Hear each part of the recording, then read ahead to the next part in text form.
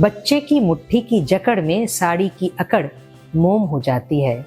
एक पल ठिठक कर कलाई झटक कर घड़ी को देखती है, बच्चे को छोड़कर आगे चल देती है। बच्चे का रोना दूर तक साथ जाता है। बच्चे का रोना दूर तक साथ जाता है। चौराहे पर दोनों टकराते हैं। कलफदार साड़ी और मोमदार चेहरा झांकते हैं एक दूसरे की आंखों में, और वह 2 से 3 हो जाती है। 2 घूंट आंसू पीकर, 2 होने की कीमत अदा कर दोनों के बीच से निकल जाती है। एक ऐसी रात जो आत्मा को झकझोर दे, जहां औरत अपने भीतर की चुप्पी से संवाद करे। रूहानी रात और उसके बाद उसी सफर की कहानी अलका सिन्हा के शब्दों में। ये सिर्फ साहित्य नहीं, बल्कि आत्मा की मुक्ति का अनुभव है, जहां हर सवाल एक आईना है और हर जवाब एक जागरण। तो चलिए कार्यक्रम की शुरुआत करते हैं अलका सिन्हा जी के साथ। नमस्कार मैम। नमस्कार ज्योति जी। बहुत प्यारी बात कही आपने, आत्मा की मुक्ति की बात कह दी, मुझे बहुत अच्छा लगा। जी धन्यवाद। अलका जी, हम सबसे पहले इस कार्यक्रम को शुरू करने से पहले, क्योंकि हर किसी को पता चलना चाहिए कि अलका सिन्हा है कौन, किस मिट्टी में जन्मी, कहाँ, किस राज्य से वो बिलोंग करती हैं, कहाँ से उन्होंने अपनी शिक्षा प्राप्त की, माता पिता कौन थे, उसके बारे में थोड़ा सा हम आपसे जानना चाहेंगे। तो आप अपने बारे में बताइए कि आप कहाँ से हैं। देखिए, जन्म तो हुआ मेरा बिहार में, भागलपुर में। अच्छा। और लगभग 1 साल की थी मैं, तो हम दिल्ली चले आए थे। मेरे पिताजी की नौकरी यहाँ कैबिनेट सेक्रेटेरिएट में थी, और मेरी सारी पढ़ाई लिखाई फिर दिल्ली में हुई। फिर हम दिल्ली में ही होकर रह गए। दिल्ली में कहाँ?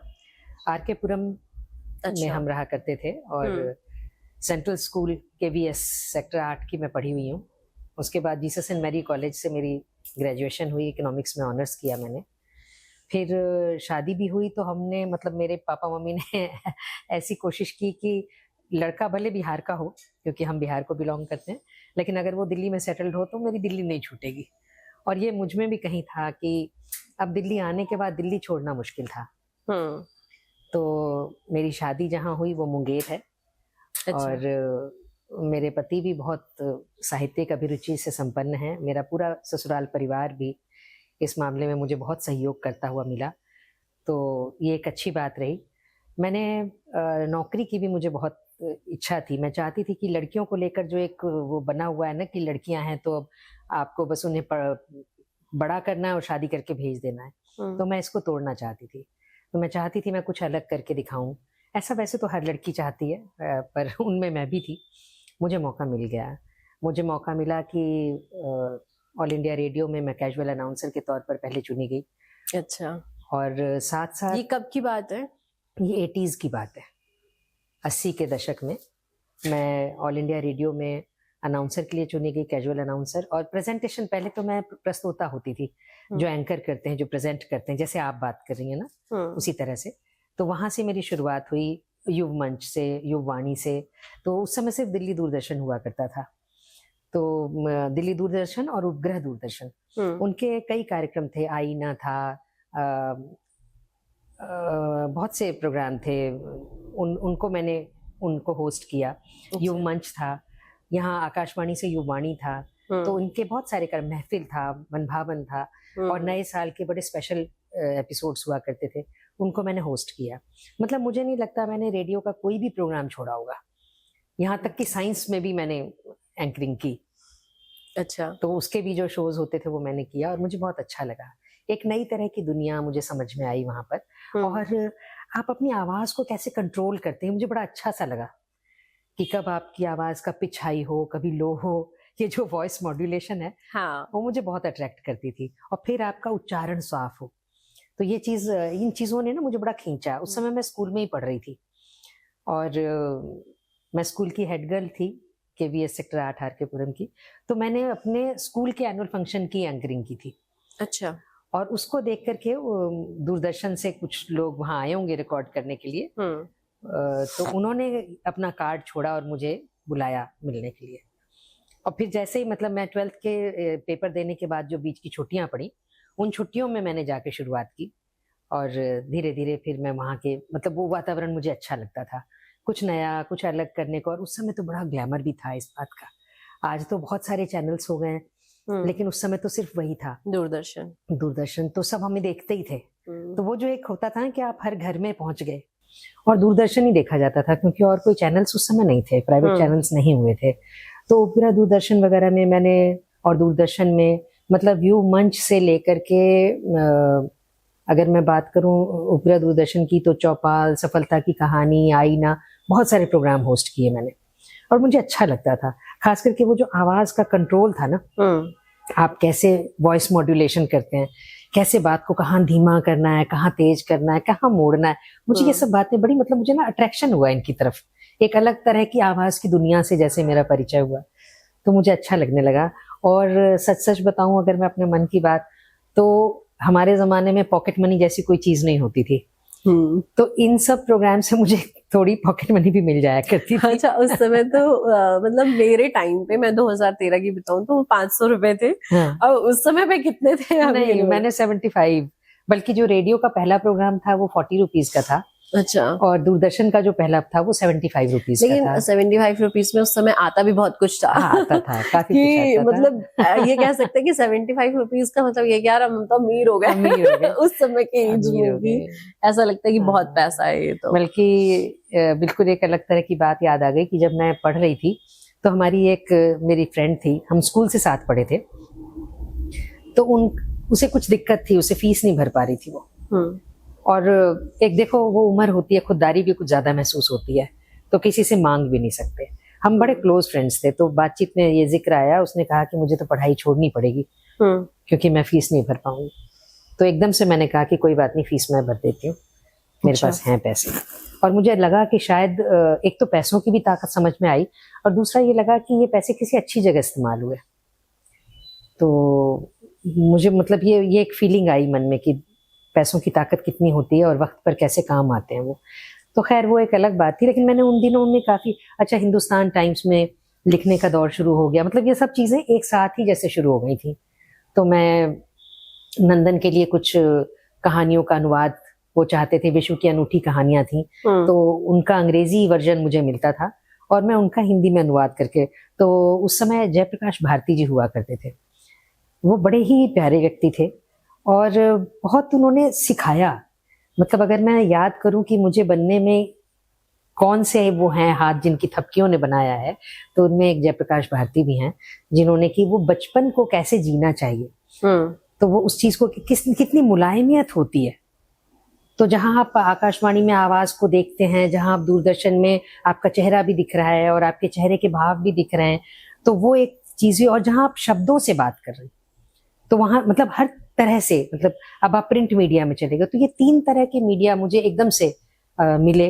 और मतलब आपने तीनों को ही कैप्चर कर लिया और तीनों को साथ लेकर के चल रहे थे, साथ ही। आपने प्रिंट मीडिया को भी उतना ही, और इलेक्ट्रॉनिक में तो मैंने बताया ना, ये जो दूरदर्शन वगैरह हुए, हाँ, ये हो गया था, वो साथ में चल पड़े थे और अच्छे निकल आए थे। मेरे पास रेगुलर बेसिस पे प्रोग्राम आने लगे थे, और साथ में मैं इकोनॉमिक्स ऑनर्स कर रही थी, तो वो सब्जेक्ट बड़ा टाइम मांगता था, वो भी विद मैथ्स था। अच्छा। तो वो चीजें थी, तो मतलब मुझे मजा आ रहा था जिंदगी। अच्छा, जैसे कि आपने बताया कि आप पढ़ाई कर रहे थे, तो माता पिता का बहुत योगदान होता है, तो आपकी जिंदगी पर आपके माता पिता का क्या योगदान रहा? बहुत बड़ा योगदान है। सबसे बड़ी बात तो यह कि उस जमाने में ना हमारे यहाँ मतलब ऐसा चलन था कि अगर कोई लिखता था तो छुपा के लिखता था, ये बताता नहीं था कि मैं कविता लिख रही हूँ, वो बहुत अच्छा नहीं माना जाता था। अच्छा। लेकिन मेरे घर में ये माहौल नहीं था। मेरे पिताजी साहित्य के प्रति बड़े संवेदनशील थे, और उन्होंने हमें, बल्कि ये संवेदनशीलता उनसे ही आई हमारे भीतर। मेरे दादा जो रहे, बाबा जिन्हें हम कहा करते थे, तो वो हम गांव में जाया करते थे, उनका घर गांव में था, और वहाँ के खेतों से, वहाँ के पहाड़ों से, वहाँ की जो नदी नाले बहते हैं, उन सब के बीच में से मुझे बहुत कुछ मिल जाता था, जिसे मैं वहाँ नहीं लिखती थी, वहाँ मैं सिर्फ महसूस करती थी। दिल्ली आने के बाद लिखा करती थी, और कभी मुझे पापा से छुपाने की जरूरत नहीं पड़ी कि मैं कुछ लिख रही। और कई हमारे घर में पत्रिकाएं आया करती थी। तो आपका जो ज्यादा साथ देते थे वो आपके पिता थे? मेरे पिता, साथ तो मम्मी भी बहुत देती थी, पर पिता हमारे लिए प्रेरणा थे।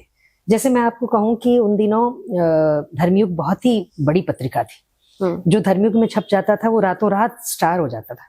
तो हमारे घर में धर्मयुग आया करती थी और उसमें अतुकांत कविता कैसे पढ़ी जाती है वो वहां से एक कविता उठाई थी मेरे पापा ने। और मैं स्कूल में पढ़ती थी तो मुझे स्कूल में कविता प्रतियोगिता में भाग लेना था, तो उन्होंने उस कविता को मुझे पढ़कर सुनाया। जब मैं पहले पढ़ रही थी तो मुझे लगा था बड़ी सादी कविता है, ये तो जैसे हम बोलते हैं बातचीत है। पर जब उन्होंने उसको प्रॉपर पंच के साथ पढ़ना शुरू किया तो मुझे उसकी ताकत का एहसास हुआ कि आप जब एक जगह रुक जाते हैं, वो जो पॉज होता है वो कितनी तेज का बोलता है। तो ये एहसास, मतलब ये अंदाज जो पापा ने मुझे दिया, शब्दों को आपको कैसे भावनाओं में डालना है, कैसे सामने वाले को ये एहसास कराना कि आप बोल क्या रहे हैं। आपके कहने का, कहते हैं ना कि शब्द कई बार त्रिशूल चला देते हैं। शब्द के मतलब शब्द जितना ताकतवर कुछ नहीं है। हम तो कहते हैं कि नहीं, तलवार और ये है, शब्दों का जो वार होता है वो बहुत ज्यादा होता है। अच्छा, बीइंग अ गर्ल और स्कूल से 12th करने के बाद आपने सडन आकाशवाणी में आप चले गए, तो वहां पे आपके अंदर ये हेजिटेशन नहीं था कि शब्द कहीं मेरे से गलत हो गए या बोलने में, क्योंकि आप बड़े बड़े लोगों को, एक्सपीरियंस लोगों को वहां देख रहे हैं। आप मतलब उस समय तो 12th क्लास में एक छोटा बच्चा ही है कि कहीं कुछ गलती ना हो जाए, कैसे होगा।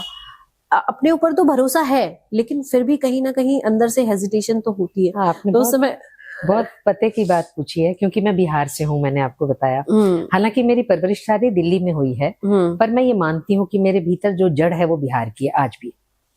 इतना समय बिताने के बाद भी जड़ जो है वो मेरी बिहार से ही जुड़ी है, और बिहार से मेरा मतलब बिहार के संस्कार से है। तो मैं जब वहां बोलने जाती थी तो मुझे इस बात का बड़ा एहसास होता था कि बिहार के लोग श और स में फर्क नहीं कर पाते, जाता और जाति में भेद नहीं कर पाते, और कई जगह तो भींगी और भीगी में फर्क नहीं होता। तो उन चीजों को लेकर के ना, मतलब जैसे, अच्छा, लिखने की दुनिया में बिहार के लोग बहुत थे, तो वहां जैसे कोई कवि गोष्ठी या कुछ ऐसा रिकॉर्ड हो रहा है तो उसमें बिहार के लोग बहुत आते थे। अब उसमें किसी ने, मुझे ध्यान है कि भीगी बोलना था, उन्होंने कहा भींगी, मेरी भींगी पलकें। तो हमारी जो प्रोड्यूसर थी उन्होंने बाद में कहा कि भैंगी बोल देता इससे अच्छा। तो मुझे, मतलब मैं बहुत कॉन्शियस हो गई, और बड़ा प्रोटेक्टिव हो गई। शब्दों का बहुत ध्यान रखना। वो बिहार का था तो मैं बिहार को भी बचाना चाहती थी, इज्जत खराब ना हो। तो मैंने इतना इस बात को गंभीरता से लिया, बिंदियों का कितना असर होता है, चिंता से चिता बन जाती है एक बिंदी लगाने और हटा देने से। तो मैंने इस बात को बहुत गंभीरता से पकड़ा। श और स का फर्क कितना मायने रखता है, नुक्ता अपने आप में कितनी अहमियत रखता है। तो ये सब चीजों को मैंने बहुत ही गंभीरता से, बड़ी संजीदगी से समझना शुरू किया। और मुझे याद है कि मैंने एक बार कभी दरवाजा कहा, तो जो हमारे प्रोड्यूसर थे उन्होंने कहा दरवाजा, तो मैंने कहा दरवाजा नहीं, दरवाजा, तो कागज। तो ये सब चीजें ना हमने बड़ा कॉन्शियसली, फिर मैंने एफर्टफुली इन चीजों को ध्यान रखा। और इसकी वजह से भले ही मेरी जो अपनी बोली है भागलपुर की वज्जिका जिसको कहते हैं, वो मुझे इतनी नहीं आती, लेकिन हाँ, हिंदी और अंग्रेजी में मेरा हाथ साफ है, ज़बान साफ है। क्योंकि जिस फील्ड को आपने चुना उसमें शब्दों का बहुत ज्यादा ध्यान रखना होता है। आपको बोलने से पहले ये सोचना पड़ता है कि आप बोल क्या रहे हैं। कई बार हम फ्लो में बहुत कुछ बोल जाते हैं, नहीं समझ में आता। और आप जब आप बैठे हैं, जब आप अनाउंस कर रहे हैं कोई चीज, तो सिर्फ आपको रीड नहीं करना है, जो आपके पास है उसको आप जी रहे हैं। आपको इस तरीके से समझाना है सामने वाले को कि वो चीज समझ में आए। क्योंकि ये चीजें मैंने भी बहुत ज्यादा फेस की हैं, क्योंकि हम फील्ड हमारी कहीं ना कहीं एक जैसी ही है। अच्छा, लेकिन जब आप काम करते हैं, आपकी आवाज को कोई सुनता है, आपकी लेखनी को कोई पढ़ता है, और जब आपकी तारीफ करता है, उस समय कैसा महसूस किया आपने? सही बताऊं तो जब मैंने पहली बार अपनी आवाज खुद सुनी, तो उस समय वो मर्फी वाला रेडियो हुआ करता था घर में, उस रेडियो से मेरी आवाज आई। मुझे अभी भी याद है, वो मेरा जो पहला प्रोग्राम था वो था लोक गीतों में सावन। इस पर एक आलेख पाठ करना था मुझे, तो मैं लिख कर ले गई थी, उसे पढ़कर सुनाना था, रिकॉर्ड हो गया और वो आ गया। तो जब उस रेडियो से मेरी आवाज निकली तो मुझे लगा सच में आकाशवाणी है, मतलब आकाश से उतर कर आ रही है वाणी। मतलब कह नहीं सकती मैं, रोमांच हो गया मुझे, बहुत ही अच्छा लगा। लेकिन उसी वक्त जब लोगों ने ये तारीफ करना शुरू किया, मतलब 1-2 प्रोग्राम हुए, मुझे प्रोग्राम काफी मिलने लगे क्योंकि मेरी जबान साफ थी और आवाज ईश्वर की कृपा है कि वो उनके रेडियो के अनुकूल थी, तो मुझे काफी प्रोग्राम मिलने लगे। तो उसी वक्त मैंने अपने मन को एक अलार्म सेट किया कि मतलब इतनी तारीफ होगी तो कोई भी जो है ना वो हवा से फूल सकता है। तो मैंने ये समझाया कि मैं एक माइक हूँ, मेरे पीछे जो आवाज आ रही है वो उस कुदरत की देन है, तो इसलिए उसका अभिमान कभी भी नहीं करना मुझे। इस बात को मैंने हमेशा ही अपने जहन में बांध के रखा गांठ की तरह, और तारीफ कितनी भी हुई लेकिन मैंने अपनी जमीन नहीं छोड़ी, आसमान में उड़ने नहीं लगी। अच्छा तो जरूर लगता है, लेकिन वही उम्र होती है जो आपको एकदम से कुछ मिलने लगता है। देखिए ये एक तरह का स्टारडम है और उसको संभालना भी कोई आसान काम नहीं होता। तो जब ईश्वर ने आपको इतनी कृपा बरसाई तो मैंने ये भी चाहा कि मेरे भीतर वो विनम्रता भी बनी रहे, मेरे भीतर अपना एहसास भी बना रहे कि मैं जमीन की ही हूँ, आकाश से बोल रही हूँ, आकाशवाणी से आ रही है मेरी आवाज, लेकिन हूं मैं जमीन से ही। तो ये सब चीजें थी जिन्होंने मुझे हवा में उड़ने नहीं दिया और अच्छा लगता था कि जब लोग कहते थे। और कई तरह के बड़े इम्पोर्टेंट प्रोग्राम्स मेरे हाथ में आए। नए साल का जो रात 12 बजे मुझे उस प्रोग्राम को नए साल के साथ जोड़ते हुए ख़त्म करना है, तो आकाशवाणी में बैठ करके और वहाँ उस प्रोग्राम को मैं कर रही हूँ, शो को होस्ट कर रही हूँ। वो अपनी तरह का एक बड़ा अद्भुत, मुझे याद है इंदिरा गांधी की जब हत्या हुई तो उस समय हमने एक उस पर फीचर फिल्म जैसी बनाई थी, फीचर बनाया था, रेडियो फीचर बनाया था। तो उस समय लोगों से जाके पूछना, या फिर उनके जो RS धवन हुआ करते थे तो उन धवन साहब के घर जाकर के उनसे बात करना, या फिर अमृता प्रीतम थी, या इस तरह के बड़े बड़े लोगों से मिलना, और छोटे छोटे बिल्कुल आम जनता से, भाई आप जानते हैं कौन थी इंदिरा गांधी, क्या हुआ उनके साथ, क्या महसूस कर रहे हैं आप। तो ये जो चीज थी वो जो डायरेक्ट संवाद था, उन चीजों ने मेरे भीतर एक बहुत तरह का कॉन्फिडेंस भी भरा। और उस मतलब बड़ा एक तरह का टर्बुलेंस का माहौल था वो। उस टर्बुलेंस के माहौल में भी आप संतुलित होकर के कैसे बात कर सकते हैं, कैसे आप उसी बात को निकाल कर लाते हैं जो आपको चाहिए, है ना। आपको जनता का मिजाज समझना है तो आप कैसे समझेंगे, वो आप कैसे सवाल करेंगे। तो वो सब चीजें धीरे धीरे अपने आप से, आप, इसकी कोई किताब नहीं थी, अब तो फिर भी पढ़ाई होती है मीडिया की, हमारे समय में ऐसा कुछ नहीं था, लेकिन आपको खुद से ही सब कुछ करना है। वो सब कुछ आने लगा, जैसी जैसी परिस्थितियां आई, जैसे जैसे प्रोग्राम्स आए, उन्होंने धीरे धीरे हमें तैयार किया। किताब से ज्यादा आपने एक्सपीरियंस से सीखा है। एक्सपीरियंस से सीखा, बिल्कुल ठीक कह रही हैं आप। क्योंकि किताब की अगर मैं बात करूं तो मेरा तो सब्जेक्ट इकोनॉमिक्स, साथ में मैथ्स, साहित्य तो कहीं भी नहीं। इकोनॉमिक्स आपने इसलिए लिया क्योंकि पेरेंट्स का दबाव था या आपका खुद का, आपकी खुद की चॉइस थी? नहीं, मैंने आपसे शुरू में कहा कि मैं कुछ अलग करना चाहती थी, तो मुझे लगता था कि मतलब हिंदी के प्रति मेरा रुझान था या लिटरेचर के प्रति रुझान था, तो मैं हिंदी या अंग्रेजी कर सकती थी, पर मुझे बहुत आसान चीज नहीं करनी थी। मुझे लगा ये तो मेरे साथ साइड बाय साइड भी चलेगा, लेकिन इकोनॉमिक्स साइड बाय साइड नहीं चलेगा, मैथ साइड बाय साइड नहीं चलेगा।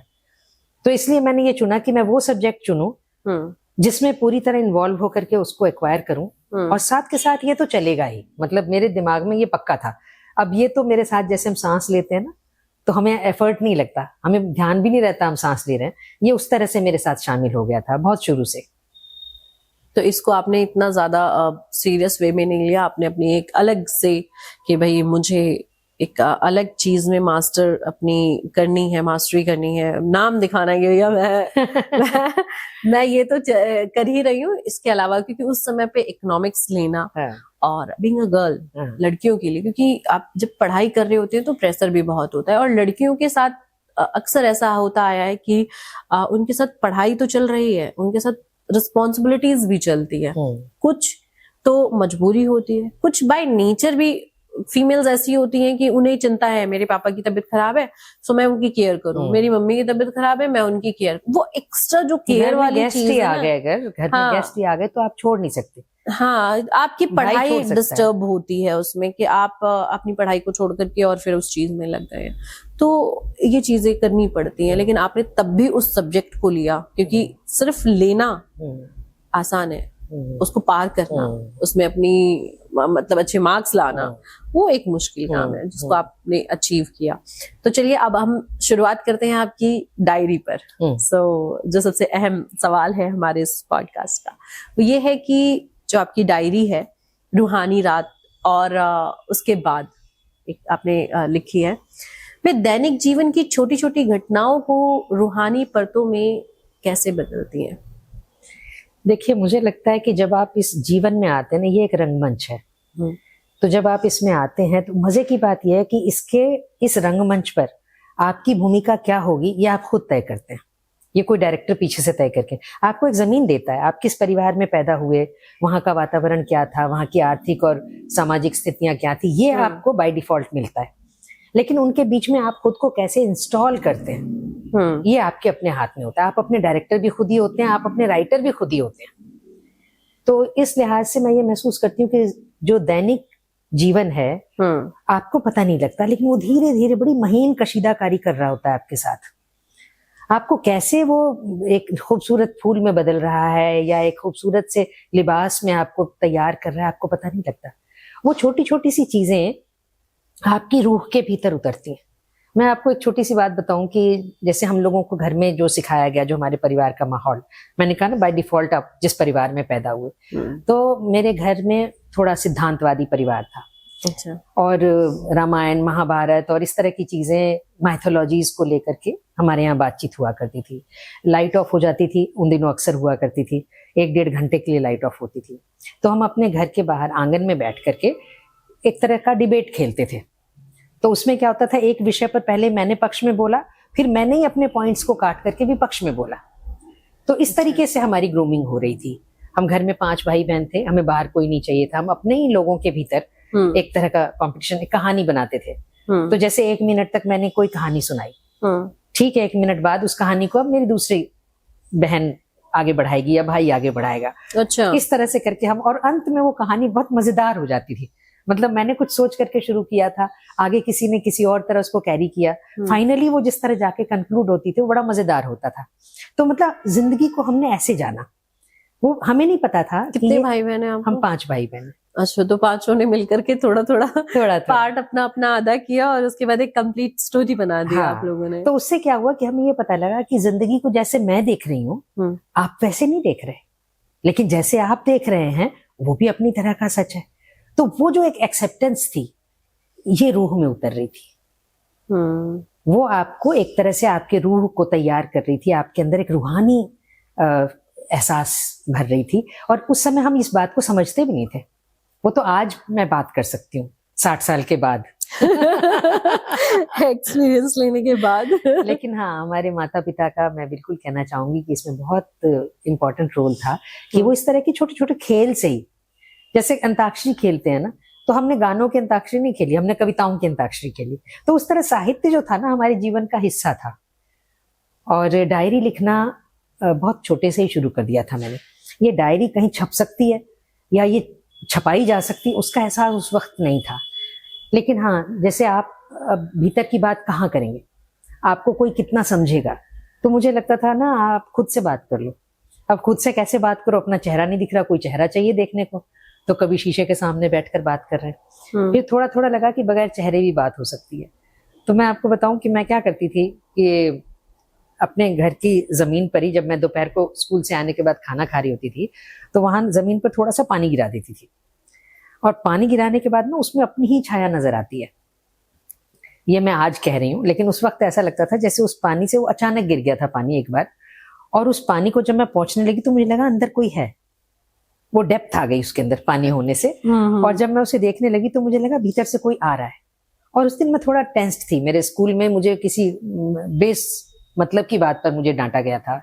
मतलब सबके साथ मुझे भी सजा दी गई थी, जबकि मैं उनके साथ उस शरारत में नहीं थी। तो मैंने उस बात को कहीं कहना चाहा। कौन सुनेगा नहीं सुनेगा मुझे नहीं पता। तो उस वक्त मैंने उस जो एक आकृति उस पानी में से निकल रही थी उससे बात की। मन हल्का हो गया और धीरे धीरे मुझे उसकी तलब लगने लगी। आपको अपने आप की तलब लगने लगी? अपने आप की तलब लगने लगी। उसका मैंने नाम रखा, उसका नाम रखा माया। अच्छा। क्योंकि मुझे पता था वो है तो माया, हकीकत तो नहीं, लेकिन मुझे उसकी तलब होती थी। मुझे उससे बात करने की बड़ी जरूरत महसूस होती थी और मुझे ये पक्का था कि वो मुझे मिसअंडरस्टैंड नहीं करेगी। तो एक तो ये वाली जो बात होती है ना, हमें इस बात का बड़ा डर होता है कि जो मैं कह रही हूँ क्या मुझे ऐसे के ऐसे रिसीव किया जाएगा, और रिसीव कर लिया तो क्या मुझे एक्सेप्ट किया जाएगा। आपको डर लगता है, आप बता देंगे ना कि मेरे मन में इस तरह का डर था या इस तरह का चोर था या इस तरह का लालच था, तो शायद लोग मुझे जज करने लगेंगे। ये नहीं करेगी, माया नहीं करेगी, क्योंकि वो मेरे भीतर से निकली है ना। तो इस तरह से वो सुनेगी जो आप सुनाना चाहते हैं। हाँ हाँ बिल्कुल। तो ऐसी चीज होनी चाहिए। फिर बाद में आपको एहसास हुआ कि ऐसी चीज डायरी भी हो सकती है जहां मैं एक्सप्रेस कर सकती हूँ, जहां मैं अपनी बातों को रख सकती हूँ और शायद मेरे मन का जो बोझ है वो हल्का हो जाएगा, मुझे अच्छा लगे। अच्छा अलका जी, महिलाओं के लिए आत्मखोज जो है वो सबसे बड़ी बाधा क्यों है? मतलब जैसे कोई खोज रहा है तो उसमें बाधा क्या आती है? और अगर बात करें आपकी डायरी की, तो इसे पार लगाने के लिए कुछ लिखा है आपने? क्योंकि अपने आप को खोजना, आपने कहा आपने तो अपने आप को खोज लिया, लेकिन औरों के लिए क्या है? देखिए, पहली बात तो मैं ये जरूर आपके इस पॉडकास्ट के जरिए कहना चाहूंगी कि जो सबसे बड़ी बाधा है ना महिलाओं के बाहर निकलने में, वो है कि उनका ये डर कि वो ऐसा नहीं कर सकती।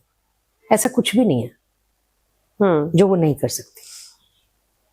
ये डर उनके दिमाग की सबसे बड़ी बात है जो उन्हें कंडीशनिंग करके दी गई है। आपने जैसे कि कोई बच्ची है, अब उसकी परवरिश ही ऐसी हुई है कि उसका काम, अगर हम चलिए ऐसी फैमिली की बात करते हैं जहाँ पे पढ़ाई को उतना वैल्यू नहीं दिया जाता महिलाओं के लिए, लड़कियों के लिए, और मान लीजिए कि उसे ये समझाया जा रहा है कि भैया तुम्हें बड़ा होना है, शादी करनी है, दूसरे घर ही तो जाना है।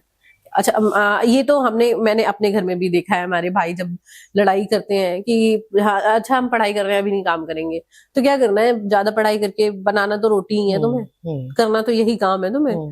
तो ये वाली जो चीज है ना कि महिलाओं के दिमाग में भर देना, भैया तुम्हें को करना तो तुम्हें रोटी बनानी है। तो वही मुझे लगता था कि रोटी बनाना, जैसे मैंने कहा ना, ये तो एक साइड भाषा है। हिंदी तो मैं ऐसे साहित्य तो मैं साइड पढ़ लूंगी, लेकिन इकोनॉमिक्स मुझे पढ़नी है। बिल्कुल उसी तरह से मुझे लगा रोटी तो मैं बना ही लूंगी, उसको लेकर मुझे बॉदर नहीं करना, वो मैं कर लूंगी, वो तो मेरी ड्यूटी है, वो तो कर लूंगी, जिंदगी का पार्ट है, करना ही है। मतलब उससे छुट्टी नहीं है, वो तो मुझे करना ही है। लेकिन इसके अलावा जो मुझे करना है वो हर लड़की को अपने भीतर तय करना चाहिए, और उसे ही तय करना चाहिए, किसी और दूसरे को नहीं। ये लगाम उसके अपने हाथ में होनी चाहिए कि उसे कहाँ खींचना है।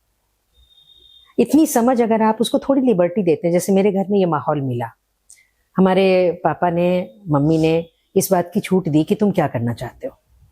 जैसे मेरे समय में एनसीसी में लड़कियों का होना, कैंप पर जाना, घुड़सवारी करना या ट्रैकिंग करना काफी अलग तरह की चीजें थी। जनरली ऐसा नहीं करते थे। मैं अपने यहाँ की, अपने टाइम की टॉम बॉय थी। तो वो सब चीजों की छूट मेरे फादर ने मुझे दी कि तुम करना चाहती हो तो करो। लेकिन अब उसके पीछे जो उनका भरोसा था, ये मेरे ऊपर सबसे बड़ा दायित्व था कि वो भरोसा नहीं टूटना चाहिए, क्योंकि उस भरोसे के दम पर उन्होंने मुझे छोड़ा है।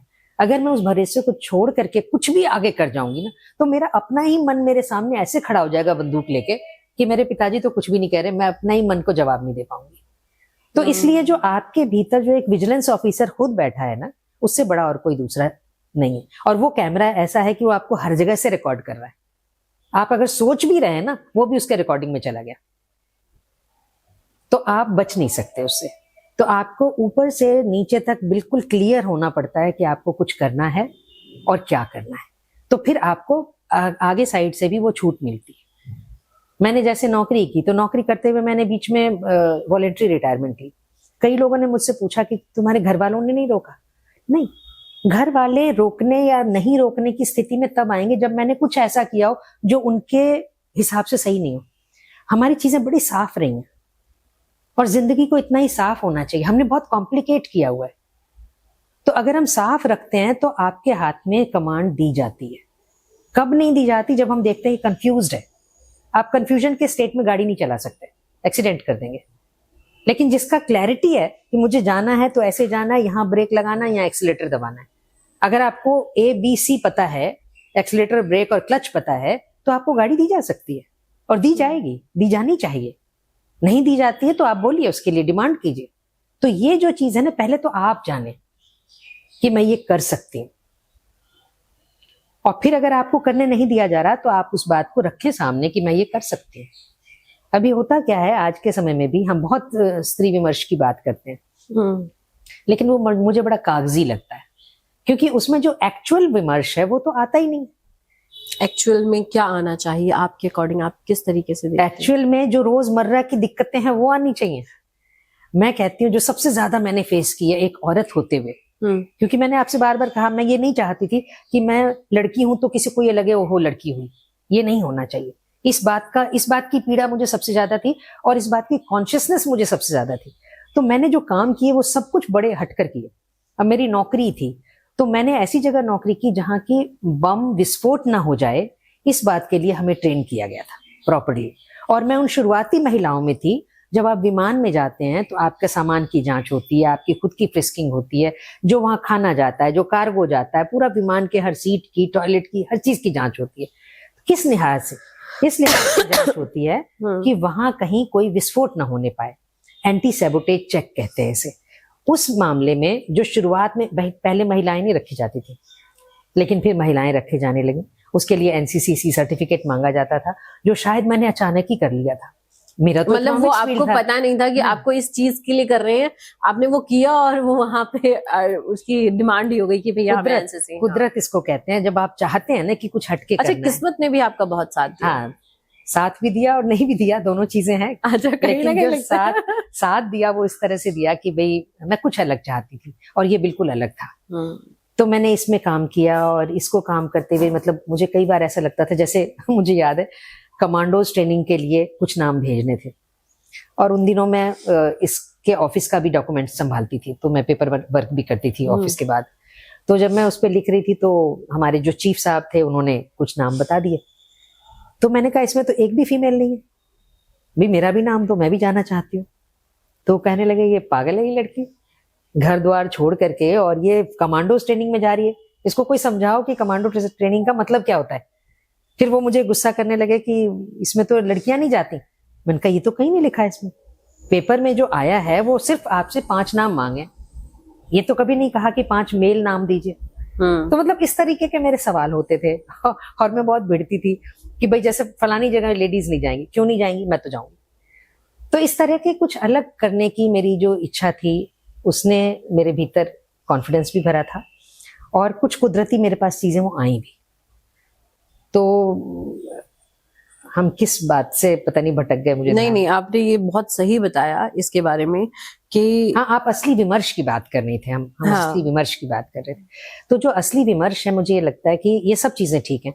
अब उस जगह जब मैं काम करती थी तो मेरे साथ मेल एम्प्लॉयज भी थे।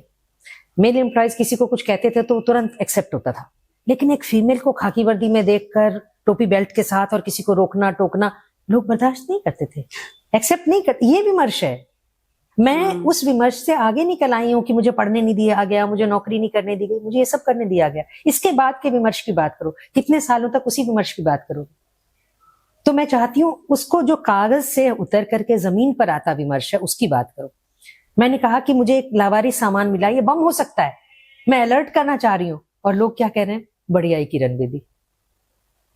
तो मतलब मेरी मतलब आपके काम, अगर आप अपने काम में भी ईमानदारी दिखा रही हैं तो वहां पे भी आपको एक टोंट कसा जा रहा है कि ये तो इन्होंने तो कर लिया, ये बन गई, या फिर दूसरा जो एक मुझे बहुत तकलीफ दे स्थिति लगती है स्त्री होने के नाते, औरत होने के नाते, कि जब आप माँ होती हैं, अब मेरे छोटे से बच्चे थे, उनको छोड़कर मुझे जाना पड़ता था। वो नौकरी जो मैंने बड़ी मतलब एग्जाम देकर, फिजिकल एंड्योरेंस टेस्ट दे करके, वो सब करके पाई थी, उसको निभाने के लिए मुझे अपनी भीतर की माँ, उसके मातृत्व को, मदरहुड को दांव पे लगाना पड़ता था। जब मैं बच्चे को छोड़ती थी, एक कविता मुझे याद आ रही है, आप कहें तो मैं उसको सुनाती हूँ, क्योंकि वो मेरी जिंदगी के बिल्कुल बीच से निकली हुई कविता है। आप ना उस पूरे विमर्श को समझ जाएंगी जो मैं कहना चाहती हूँ। तो मैं वो कहती हूँ कि सिलसिलेवार साड़ी की क्रीज के बीच दमक उठता है महत्वाकांक्षी व्यक्तित्व, सधे कदमों से सीढ़ियां उतरती है, तय रास्ते से गुजरती है, चौराहे पर ठहरती है, बाईं ओर मुड़ती है, कोने के मकान में दुधमुहे बच्चे को छोड़ती है। बच्चे की मुट्ठी की अकड़ में, बच्चे की मुट्ठी की जकड़ में साड़ी की अकड़ मोम हो जाती है। एक पल ठिठक कर, कलाई झटक कर घड़ी को देखती है, बच्चे को छोड़कर आगे चल देती है। बच्चे का रोना दूर तक साथ जाता है। बच्चे का रोना दूर तक साथ जाता है, चौराहे पर दोनों टकराते हैं, कलफदार साड़ी और मोमदार चेहरा झांकते हैं एक दूसरे की आंखों में, और वह 2 से 3 हो जाती है। 2 घूंट आंसू पीकर, 2 होने की कीमत अदा कर दोनों के बीच से निकल जाती है। तो ये जो स्थिति है एक स्त्री की, और मुझे लगता है कि आजकल जो काम करने वाली जितनी भी स्त्री हैं, इस जो आपकी कविता जो आपने एकदम शब्दों को इतने अच्छे से समा बांधा है ना, पिरोया है, वो बहुत हद तक टच करती, क्योंकि कोई भी महिला जो है वो अपने बच्चों को छोड़ती नहीं है। जब आप छोड़ती है ना तो आसपास वाले लोग भी बोलते हैं, अरे मतलब इनके लिए पैसा इतनी बड़ी चीज हो गई। आपने पैसा तो देखा, आपने ये नहीं देखा कि वो उस जगह पे पहुंचने के लिए वो कितनी मेहनत कर रही है। वो भी तो पुरुष की तरह, अब उसने भी रात भर अपनी नींद गंवाई है पढ़ने के लिए, आगे बढ़ने के लिए, मेहनत करने के लिए। आप वो नहीं देख रहे हैं, आप ये देख रहे हैं कि वो अपनी वो वाली ड्यूटी छोड़ करके दूसरी ड्यूटी करने जा रहे हैं। उसको भी उससे ज्यादा तकलीफ किसी को नहीं होगी कि वो अपने बच्चे को छोड़कर और जॉब कर रहे हैं। और जो हम विमर्श की बात आप कह रही है ना, मतलब मुझे क्यों लगता है वो कागजी है, वो इसलिए लगता है क्योंकि आप ना मतलब कहेंगे brain and beauty can't go together. अरे why do you require beauty at all? Human being, she is a human being. उसको आप ब्रेन की तरह इस्तेमाल करो ना, आप ब्रेन की तरह ही देखो ना। आप उसको बॉडी की तरह देखना ही क्यों चाहते हो? जस्ट बिकॉज कि उसका स्ट्रक्चर डिफरेंट है लड़के के स्ट्रक्चर से, हाउ डज इट मैटर? तो ये जो चीज, इस वजह से मुझे दिक्कत होती है कि जो विमर्श असल में आना चाहिए वो अभी तक आया नहीं। अच्छा, एक दिक्कत और आती है जो पहले के समय में बहुत ज्यादा आती थी कि महिलाओं को कंपेरेटिवली कम पैसा मिलता है जो मेल है उनको। क्यों? क्योंकि लोग मजाक के वे में भी बोल देते हैं, अरे तुम्हें कौन सा घर चलाना है, ये तो बोनस है। वो कहते हैं तो बोनस है, ये तो एडिशनली आ गया, घर तो तुम्हारा पति चलाएगा या घर में है और लोग चलाने के लिए, तुम तो सिर्फ शौकिया तौर पे कमा रहे हो। लेकिन लोग ये क्यों भूल जाते हैं कि आपने जितनी मेहनत की है उतनी मेहनत तो उसने भी की है, वो भी डिजर्व करती है कि उसे भी उतना ही सम्मान, उतना ही पैसा, उतनी ही आजादी, मतलब वो सारी चीजें मिले जो एक मेल को मिल रही है। तो ये चीज आपने अपने काम में फेस किया? मैंने किया, और अच्छा किया आपने सवाल पूछा, क्योंकि ये बात कहने का कहीं मौका मिलता नहीं है। तो मुझे इस बात से ध्यान आता है कि जिस वक्त मैं अनाउंसर थी ऑल इंडिया रेडियो में, कैजुअल अनाउंसर थी, तो हमें ना 6 ड्यूटीज कम से कम करनी होती थी पैनल में बने रहने के लिए हर महीने। तो अब क्या था, मेरी बेटी बहुत छोटी थी उस समय, गोद की थी, और मुश्किल होता था उसे छोड़ के जाना। तो मैं सैटरडे संडे में अपने रिकॉर्डिंग्स दे करके, या अपनी एक वहाँ पुस्तक पाठ होता था, वो भी अनाउंसर ही किया करते थे, तो उसको करने से ना हमारी एक तरह की ड्यूटी मानी जाती थी। तो जो मेरी प्रोड्यूसर थी वो भी बहुत ही अकोमोडेटिंग थी उस लिहाज से, शोभा मित्तल, मैं उनका नाम लेना चाहती हूँ। तो उन्होंने बड़ा एडजस्ट किया मुझे। उन्होंने कहा, अलका तुम ये पढ़ दो, पूरी पुस्तक एक पढ़नी थी, उस पुस्तक को पढ़ दोगी तो मतलब तुम्हारा ना ये गैप नहीं आएगा, नहीं तो मैं पैनल से हट जाती। अब पैनल में आई हुई हूँ तो पैनल बचाना था। तो हम क्या करते थे कि सैटरडे के दिन मैं जाती थी और मेरे हस्बैंड मेरी बेटी को लेकर के वहीं सड़क पर उसे तोता मैना दिखाते रहते थे, आती जाती गाड़ियां दिखाते रहते थे, और मैं अंदर बैठ करके उसके कई सारे एपिसोड से एक साथ रिकॉर्ड करके इस तरह से आ जाती थी कि मेरा पैनल में जो नाम है वो बना रहे। तो मेरे हस्बैंड ने मुझे बहुत साथ दिया, मुझे बहुत अंडरस्टैंड किया, और उन्होंने कभी ये नहीं कहा कि तुम कर रही हो तो तुम्हारी जिम्मेदारी, तुम समझो। हाँ, कि बच्चे की जिम्मेदारी भी तुम्हारी है और काम की जिम्मेदारी भी तुम्हारी है। इस जगह पे औरत बहुत बुरी तरीके से टूटती है। अगर वहां पे आपके हस्बैंड ऐसे हैं जो हर कदम पे आपके साथ हैं, तभी कहा जाता है कि जीवन साथी आपकी जिंदगी का आधा भाग होता है। बिल्कुल तो होता है। बच्चा सिर्फ औरत की रिस्पॉन्सिबिलिटी नहीं है, बच्चा पिता की भी रिस्पॉन्सिबिलिटी है, क्योंकि एक औरत आपके लिए अपना सब कुछ छोड़कर, अपनी, कहते हैं ना, औरत को पता होता है कि माँ बनने के बाद उसकी खूबसूरती पर बहुत असर आता है, लेकिन तब भी वो बनती है। क्यों? क्योंकि वो आपको पिता बनाना चाहती है। तो आपका फर्ज भी ये बनता है कि जिसने आपको पिता बनने का हक दिया है उसका भी आप सम्मान करें और उसको बराबर लेकर चले, उसका सम्मान करें। ये बहुत जरूरी चीज है। सो ये एक इम्पॉर्टेंट चीज हमने बात की कि महिलाओं को उतना ज्यादा तवज्जो अभी भी कई जगह पे ये कहा जाता है, यार हम फीमेल है ना। और फीमेल्स के साथ होता भी ये है कि कंपनी को और गवर्नमेंट को भी थोड़ा सा रिलैक्स देना चाहिए। जैसे कि अब मैं बात करती हूँ, बहुत बड़े बड़े, अगर आप मिनिस्ट्रीज वगैरह में भी जाते हैं तो उसमें कहते हैं, अरे नहीं नहीं, महिलाओं को तो 1 दिन की एक्स्ट्रा छुट्टी मिलती है। वो तो एडिशनली क्यों मिल रही है, वो नहीं मिलनी चाहिए। या आपने सुना होगा कि जो ड्यूरिंग द पीरियड्स एक दिन की एक्स्ट्रा छुट्टी मिलती है, सो उसके लिए भी आपको टोंट कस दिया जाता है कि नहीं एक छुट्टी तो हमसे ज्यादा ही मिल रही है, महिला होने का ज्यादा फायदा है, चाहे वो 5 दिन तक भुगत रही है। हाँ चाहे वो 5 दिन तक भुगत रही है, लेकिन एक दिन की छुट्टी वो भी खलती है लोगों को कि और तुम्हें तो सिर्फ वही extra- क्यों मैं कहती हूँ, देखिए ये ना एक मिजाज होता है एक्चुअली, जो सिस्टम का मिजाज है ना वो अभी पकड़ नहीं पाया। अब मैं मदरहुड अटेंड कर रही हूँ, मुझे 6 महीने की प्रेगनेंसी लीव मिल रही है, मगर हस्बैंड को 15 दिन की पैटर्निटी लीव। अब दोनों बराबर तो हो ही नहीं सकते ना, तो उनकी कंट्रीब्यूशन 15 दिन जैसे ही होगी, मेरी 6 महीने जैसी ही होगी। तो नहीं, अगर आप चाहते हैं कि समान लाना है, अब जब आप कहते हैं कंधे से कंधा मिलाकर चलना और बराबर एम्पावरमेंट की बात करते हैं, तो फिर एम्पावरमेंट के लिए आपको हस्बैंड को साथ में इन्वॉल्व करना पड़ेगा। आपको ऐसा सिस्टम बनाना पड़ेगा कि हस्बैंड भी साथ में बैठे, उसकी जिम्मेदारी ले। अभी रिसेंटली हमारे परिचित में एक बेबी हुआ किसी को, और वो बहुत ही इन्होंने उसको प्लान्ड वे में हर एक चीज को बाकायदा और पेपर्स लिखा कि हम इतने से इतने बजे तक मेरी ड्यूटी होगी, इतने से इतने बजे तक हस्बैंड की ड्यूटी होगी, ये वाले काम वो देखेगा, ये वाले काम मैं देखूंगी। और बहुत पीसफुली बच्चे के कंसीव करने से लेकर, rather even before that planning, जब आप कंसीव करने की प्लान करना तब से लेकर के और पोस्ट नेटल, आज भी उनके बीच में बड़ी अच्छी अंडरस्टैंडिंग बनी हुई है। और आप ये दावे से कह सकते हैं कि बच्चा जितना तुम्हारा है उतना ही मेरा है। अगर तुमने उसे 9 महीने कोख में रखा है तो मैं कहीं पीछे छुप के नहीं बैठा हूँ, ऑफिस के टेबल के पीछे नहीं बैठा हुआ हूँ, मैं भी तुम्हारे साथ साथ चला हूँ। तुम्हारे पेन्स में, तुम्हारे डिलीवरी के टाइम भी मैं वहां पर बिल्कुल चश्मदीद गवाह खड़ा हूँ। मैंने हर कुछ भोगा है तुम्हारे साथ में। रात में अगर तुम 2 बजे तक जगी तो 2 बजे के बाद का हिस्सा मेरा है, उसमें मैं जगाऊं। उस वक्त ये अगर जगह है, कुछ भी किया है इस बच्चे ने, तो उसको मैंने केयर टेक किया है। तो वो सब चीजें, मतलब ये जो आ रही है चीजें, अभी जो नई जनरेशन है मुझे लगता है उस मामले में काफी साफ है। खाना बनाने को ले लीजिए, एम्बिशन को ले लीजिए, अगर मान लीजिए दोनों का ही आज इंपॉर्टेंट काम है, हस्बैंड का भी वाइफ का भी, और आप में किसी को घर रुकना पड़ेगा, तो ये बिल्कुल जरूरी नहीं है कि लड़की रुकेगी, बल्कि एट टाइम्स लड़के ज्यादा इसमें सेक्रीफाइस कर रहे हैं आजकल कि कोई बात नहीं, मैं रुक जाता हूँ, तुम चले जाओ, भाई तुम्हारा काम ज्यादा जरूरी है तो तुम चले जाओ। ये देखा जाता है कि काम किसका ज्यादा इम्पोर्टेंट है।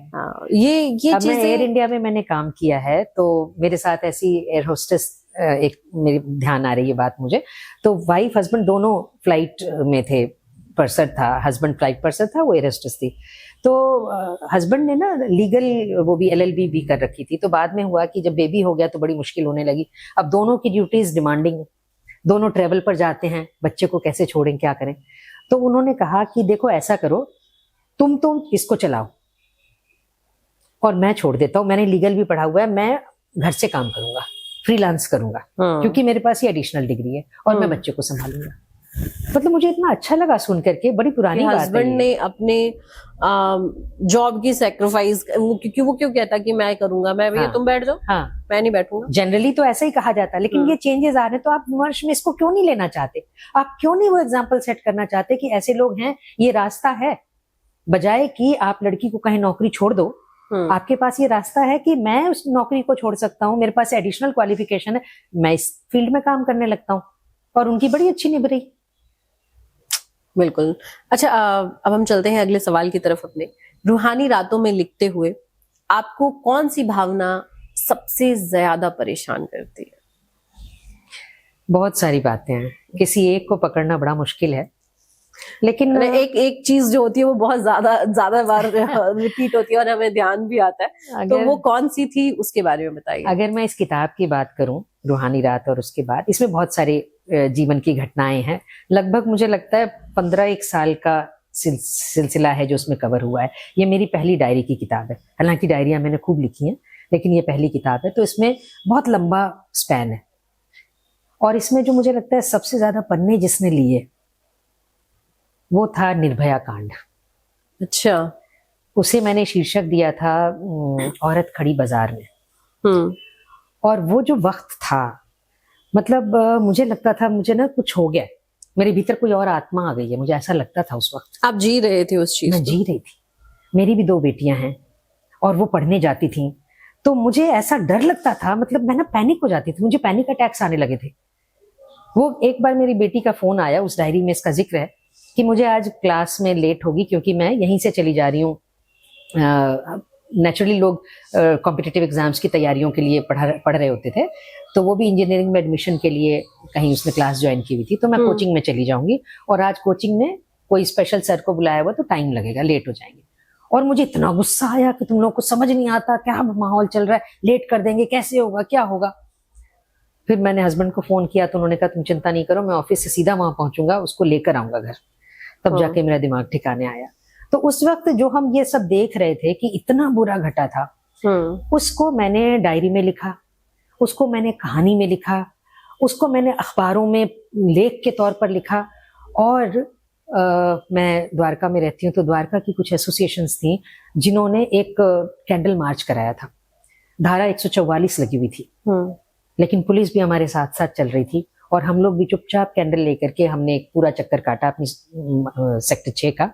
और उसके बाद हमने एक पेड़ के नीचे उसकी तस्वीर रखी हुई थी, हमने जो भी तस्वीर तो कुछ थी नहीं लेकिन उसके नाम की, और उसके आगे कैंडल्स रखे।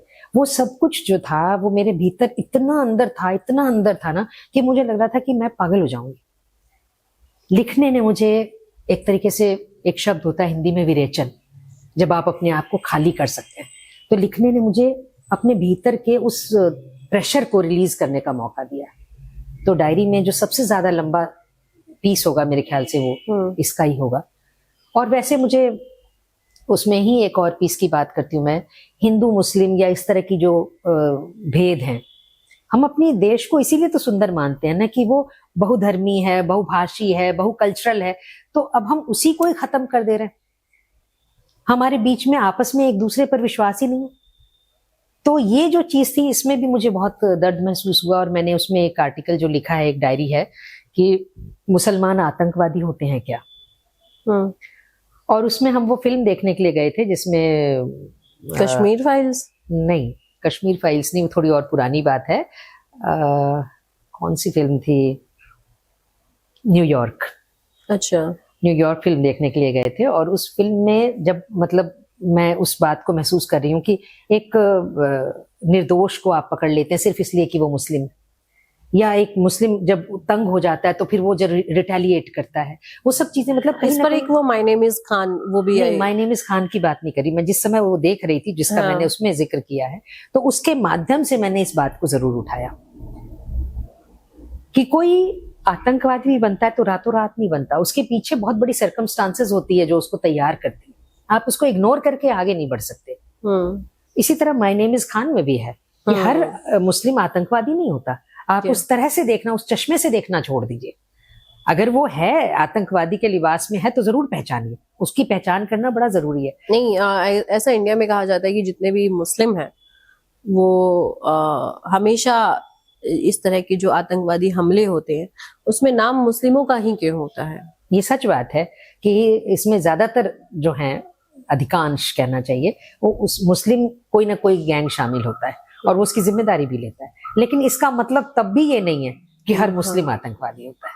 कि इंडिया में रहने वाले मुस्लिम को इंडिया से प्यार नहीं है, ये गलत है सोचना। ये बात, वो खा रहा है, पी रहा है, जी रहा है, वो यहीं जी रहा है। उसके बच्चे भी आने वाले समय में आगे बढ़ेंगे तो वो यहीं जिएंगे, तो वो ये सोचेगा कि मैं उस जगह को ज्यादा सुरक्षित करूं जहां मेरी आने वाली पीढ़ी रहेगी। बिल्कुल। तो अच्छा, एक बात बताइए, जैसे कि आपने बताया कि डायरी के ज्यादातर पन्ने जो है वो निर्भया ने लिए। अगर महिलाओं की बात करें तो डायरी लिखना उनके मेंटल हेल्थ को किस तरीके से स्ट्रॉन्ग करता है, इस पर आप क्या कहेंगी? देखिए, मैंने आपको बताया ना कि प्रेशर रिलीज होता है। अब हमें पता नहीं होता वो प्रेशर कैसे हमारी लाइफ का हिस्सा बनता जाता है। मैं ऐसा करूंगी तो मेरी मदर इन लॉ क्या सोचेंगी, मेरे फादर इन लॉ क्या सोचेंगे, मेरा पड़ोसी क्या सोचेगा। एक तो ये क्या सोचेंगे, ये जज करना जो है ये बहुत मारता है। तो जब आप लिखते हैं ना तो आप एज इट इज लिख सकते हैं। ये एक ऐसी जगह है, एक ऐसी जमीन है जहां आप बिना जजमेंट की परवाह की आप अपने मन को लिख सकते हैं। आज मेरा सजने का मन कर रहा है, आज मेरा हंसने का मन कर रहा है, आप ये भी लिख सकते हैं। आज मेरा रोने का मन कर रहा है, आपको कोई जज नहीं करेगा। तो कागज से जब एक किसी भी व्यक्ति का, मैं पर्टिकुलरली स्त्री की बात नहीं करी, और अगर स्त्री की बात कहूंगी तो इसलिए कहूंगी क्योंकि उनको मौके नहीं मिलते खुद को रिलीज करने के। तो वो जो भीतर प्रेशर है वो धीरे धीरे बनता जाता है। अरे आज मैं चाय बनाए बिना ही आ गई, पीछे से पिताजी को बनानी पड़ेगी चाय। ये जो एक प्रेशर है, हस्बैंड को ये प्रेशर नहीं है, घर तो उनका ही है ना, पिताजी तो उसके ही है ना, लेकिन उसको ये प्रेशर नहीं। प्रेशर किसको है? एक औरत को है। आज मैं बच्चे को क्रैच छोड़ने गई थी तो मैं उसके नए कपड़े छोड़ करने आई, अब उसको क्या पहनाएगी अगर उसने गीला कर दिया तो।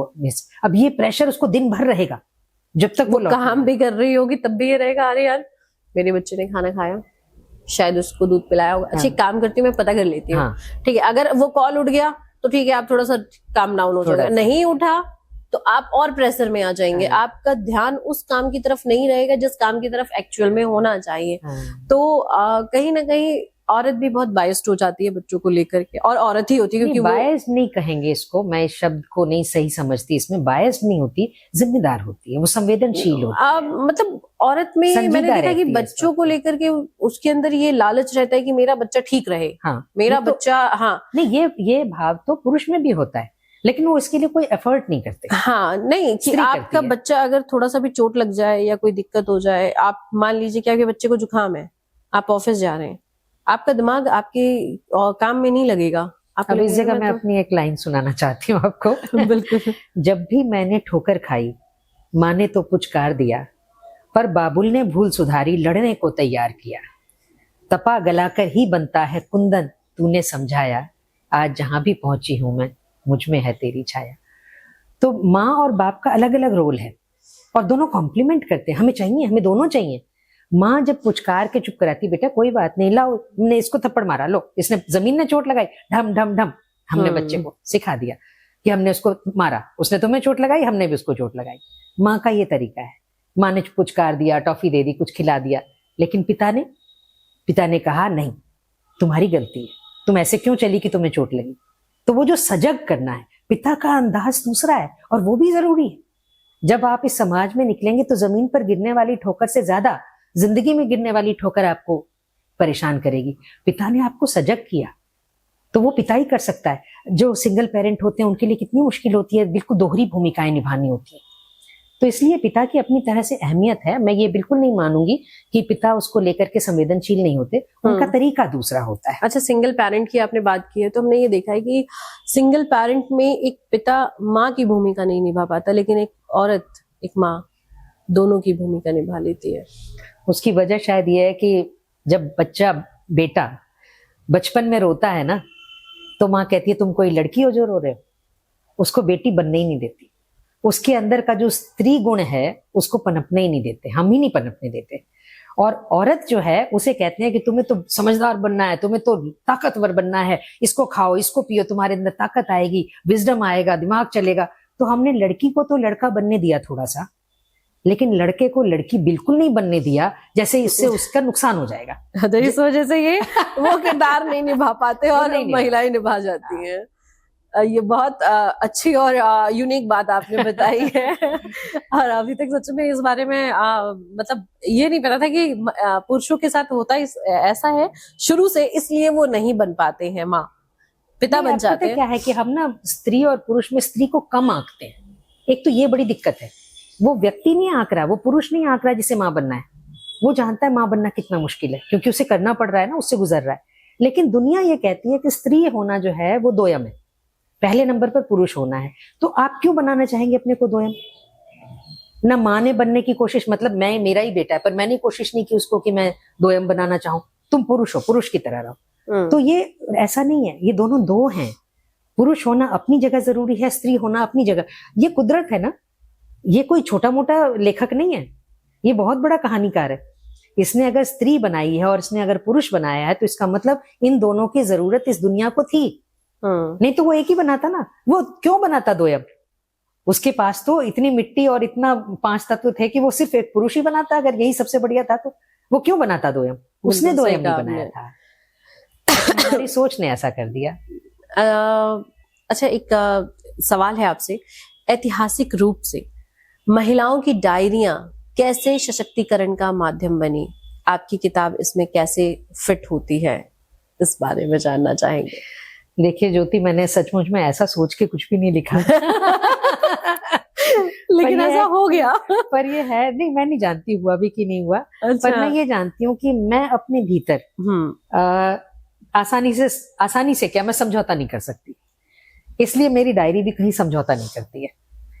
तो जब आप ऐसी डायरियां पढ़ते हैं जो किसी की जिंदगी की निजी जिंदगी का हिस्सा है, ये काल्पनिक कहानी नहीं है, इसमें सब कुछ डेट वाइज है। खुल जाए तो बहुत कुछ लोगों को पता चल जाएगा, अच्छा तो मेरे बारे में ये लिखा है, अच्छा तो उस दिन ये हुआ था तो ये सोचा था मेरे बारे में। क्योंकि कई बार क्या होता है कि आपको किसी की बात का बुरा लग जाता है, आप नहीं बोल पाते, एक्सप्रेस नहीं कर पाते, लेकिन आपने अपनी डायरी में जाके वो लिख दिया और फिर जब आपकी किताब छपी तो हमें पता चला अच्छा मेरे बारे में भी लिखा हुआ है, ये लिखा है, अच्छा ये हुआ था। तो ये भी एक डर भी होता है कि यार हमारी डायरी कहीं खोल करके देख ले और पता चल जाए कि अच्छा आज सास ने ये बोला तो उनकी इस बात का बुरा लगा। सास को पता लगेगा जब डायरी खुलते ही तो सास शुरू हो जाएगी कि भैया ये क्या लिखा तुमने मेरे बारे में। नहीं, जब आप लिखने लगते हैं ना, तो जैसे तलवार होती है ना, आप तलवार चलाते हैं, सीख रहे होते हैं, तो आपको पता है कि सीखते सीखते किसी की गर्दन ना कट जाए। इसी तरह जब आप कलम चला रहे होते हैं तो चलाते चलाते आपके भीतर भी एहसास होता है कि किसी की गर्दन न कट जाए, किसी की अस्मिता पर आंच ना आए। ऐसे शब्द ना, तो ऐसे नहीं लिखा जाता। हम जब लिखते हैं तो हम लिखते सारी सच घटनाएं, घटनाओं में कोई तोड़ मरोड़ नहीं किया जाता, तभी डायरी है वो। नहीं तो आपने बहुत अच्छे से बदलना है अगर आपको, तो फिर आप कहानी लिख लीजिए ना, कौन रोक रहा है। विधाएं तो बहुत सी हैं, नाटक लिख लीजिए, वो उसकी कोई दिक्कत नहीं। लेकिन जब आप डायरी लिख रहे हैं तो आपको ऑनेस्ट तो होना है, लेकिन उस ऑनेस्टी का ये मतलब नहीं है कि बेपर्दा हो जाए, एकदम बेपर्दा नहीं। उसके पीछे उस पर एक झीना आवरण होना चाहिए, और किसी को लक्ष्य करके किसी को उठाने गिराने या बेनकाब करना, इस इरादे से डायरी लिखी जाएगी तो बहुत शॉर्ट लिव्ड होगी, बहुत कम समय में उसकी जीवन रेखा समाप्त हो जाएगी। लेकिन अगर आपको एक लंबे समय की डायरी लिखनी है जो आगे भी पढ़ी जाए, तो आप किसी एक घटना को केंद्र बनाकर, जैसे निर्भया को केंद्र बनाकर स्त्री के साथ होने वाले जितने अत्याचार हैं या उसकी सुरक्षा के जितने पैमाने हो सकते हैं, उन सबको उसमें लिखा जाना चाहिए। और वो फिर निर्भया की नहीं, वो पूरी स्त्री की डायरी हो जाती है। फिर एक निर्भया के साथ कांड नहीं, किसी भी लड़की के साथ होने वाली दुर्घटना के प्रति आगाह करने की डायरी हो जाती है, तब वो दूर तक जाती है। तो ये धीरे धीरे जब आप लिखते हैं, वो होता सच है, वो है सही घटना है, उसमें कुछ भी ऐसा नहीं है जो नहीं घटा और मैंने लिखा है। मेरी कल्पना का हिस्सा कुछ भी नहीं है, सब कुछ सच है। लेकिन जब हम उस सच में हमें क्या चुनना है, बहुत कुछ घट रहा है, तो उस सच में हमें वो चुनना है। घटनाओं पर आधारित है आपकी ये डायरी? आधारित नहीं है, बिल्कुल सच है। आधारित तो कहानियां हैं, ये बिल्कुल सच है। आपने पूरी की पूरी डायरी अपनी जिंदगी में जो हुआ उसको एज इट इज आपने लेकिन हाँ, उसको मैंने जहां लिंक किया है वो एक घटना आपकी जमीन बनी है, वही घटना नहीं है पूरी की पूरी। उस घटना से आपको एक पूरा पैमाना, एक पूरा फलक मिलता है कि हमारे समय में, हमारे समाज में एक लड़की इतनी असुरक्षित है, तो वो जो उसकी असुरक्षा है वो माओं को किस तरह से तंग कर रही है। एज ए मदर, मैं और मेरे साथ की जो महिलाएं हैं वो कितनी पैनिक हो रही हैं, और उनकी मानसिकता को, कल को मैं कहती हूँ अगर इस डायरी को वो व्यक्ति भी पढ़ लेता है जिसने दुष्कर्म किया है, तो बहुत संभव है उसके दिमाग में चेंज आ जाए। अच्छा, इसमें ऐसी बात लिखी हुई है, मतलब डायरी होनी ऐसी ही चाहिए। मैं कितना कर पाई है मैं नहीं जानती, पर उस डायरी को पढ़कर अगर उसे ये चिंता होती है कि इस जगह मेरी माँ ऐसा सोच रही है, उसकी भी तो बहन हो सकती होगी, वो निकलती है तो उसके लिए क्या चिंताएं हो सकती हैं, उसकी माँ कितनी पैनिक अटैक्स में आ सकती है, उसकी माँ को कितने तरह की दिक्कतें हो सकती हैं, तो हो सकता है वो सोचेगा मैं कितनी परेशानियों का वो शुरू कर रहा हूँ। तो हो सकता है कि वो इनके हट करके कुछ चीजें सोचे और वो उसे लगे, अपने ऊपर शर्म आए कि मैंने ऐसा किया। और यही रास्ता होता है, यही चीज होती है जो कि एक लेखक चाहता है, एक बेहतर दुनिया बनाना, कागज के माध्यम से हकीकत में उतारना उसको, इसीलिए हम लिखते हैं। बिल्कुल सही कहा आपने। अच्छा, ये बताइए कि दैनिक रूटीन में रूहानी परतें ढूंढने के लिए आप महिलाओं को क्या सलाह देंगी? मैं चाहती हूँ कि महिलाएं अपने आप को समझें। एजुकेशन बहुत जरूरी चीज है, चाहे वो नहीं पढ़ पाई, अगर उनका समय बीत गया तो कम से कम आने वाली पीढ़ी, अगर उनके घर में बेटियां हैं, उसे जरूर पढ़ने दें, और किसी बात से समझौता कर लें, रोटी 2 कम खा लें, कपड़े कम खरीदें, है ना, फैशन की चीजों पर न जाएं, और दूसरी चीज, उनकी प्राथमिकता हमेशा पढ़ाई को लेकर रहनी चाहिए। और अगर उनकी बेटी में किसी तरह, उनको पता होना चाहिए क्या एलिमेंट, ये जरूरी नहीं कि वो पायलट ही बने, ये जरूरी नहीं कि वो राइटर ही बने, वो क्या बनना चाहती है, जो वो बनना चाहती है उसको, उसका, देखिए हम करते क्या है ना, हम सब्जेक्ट चुनने की छूट देते हैं, तुम ये सब्जेक्ट पढ़ लो, तुम कपड़े खरीदने जाते हैं, हम बड़े मॉडर्न हो गए आजकल सो कॉल्ड, तो हम जाते हैं भी कौन सा रंग, कौन से कपड़े, कौन सी ड्रेसेस वो पहनने की छूट देते हैं, लेकिन जब बात आती है शादी करने की तो हम कहते हैं लड़का हम पसंद करके देंगे। तो दिस इज नॉट डन। जिसका भी पसंद करने की आजादी नहीं होनी चाहिए। अपना जीवन साथी, जीवन उनका है ना, हम उनको ग्रूम कर सकते हैं, हम उनको तैयार कर सकते हैं कि वो ऐसा सोचें, इन बातों का ध्यान रखें, लेकिन फाइनली वो जो चाहती हैं उन्हें ही ये तय करना चाहिए। मैं कॉलेज में थी तो मुझे याद है हम फ्रेंड्स आपस में बात करती थी, तो बात उठती थी कि भाई लव मैरिज करेंगे या अरेंज मैरिज। उन दिनों तो लव मैरिज बड़ा हुआ होती थी, तो एक मेरी फ्रेंड थी वो कहा करती थी मैं तो लव मैरिज ही करूंगी, या लव मैरिज नहीं भी हुई तो भी मैं अपने लिए लड़का खुद पसंद करूंगी। तो मैंने कहा कि और अगर वो गलत निकल जाए तो? उसने कहा कोई बात नहीं, मैं अपनी गलती की सजा तो भुगतूंगी, किसी और की गलती की सजा मैं नहीं भुगतूंगी। ये बात मुझे बहुत मन में घर कर गई। तो मुझे ये लगता है कि हम अपने बच्चों को तैयार करें, और रूहानी रात के माध्यम से भी मैंने कई जगह ये बातें अपने आप अनायास आई हैं, तो जिसमें मैं ये कहना चाहती हूँ कि आप जो चाहती हैं, आप जैसी जिंदगी चाहती हैं, अगर आप ही उसके लिए एफर्ट नहीं करेंगी तो दूसरा तो कभी भी नहीं करेगा। तो आपको खुद आगे बढ़ना पड़ेगा और हिम्मत लानी पड़ेगी, पहले घर में बोलने की, फिर समाज में बोलने की। बिल्कुल सही कहा आपने। अच्छा ये बताइए कि अगर आपकी डायरी की बात की जाए तो इसमें जो आत्म प्रेम है वो सिर्फ प्रेम है या आत्मा से प्रेम है, इस तरह की बातें लिखी हुई हैं स्टाइल नहीं में? वो देखिए, शुरुआत तो प्रेम से होती है, अपना चेहरा आईने में देखते हुए कोई भी रीझता एक उम्र होती है वो लेकिन धीरे धीरे आप उस चेहरे के पार देखने लगते हैं। हाँ।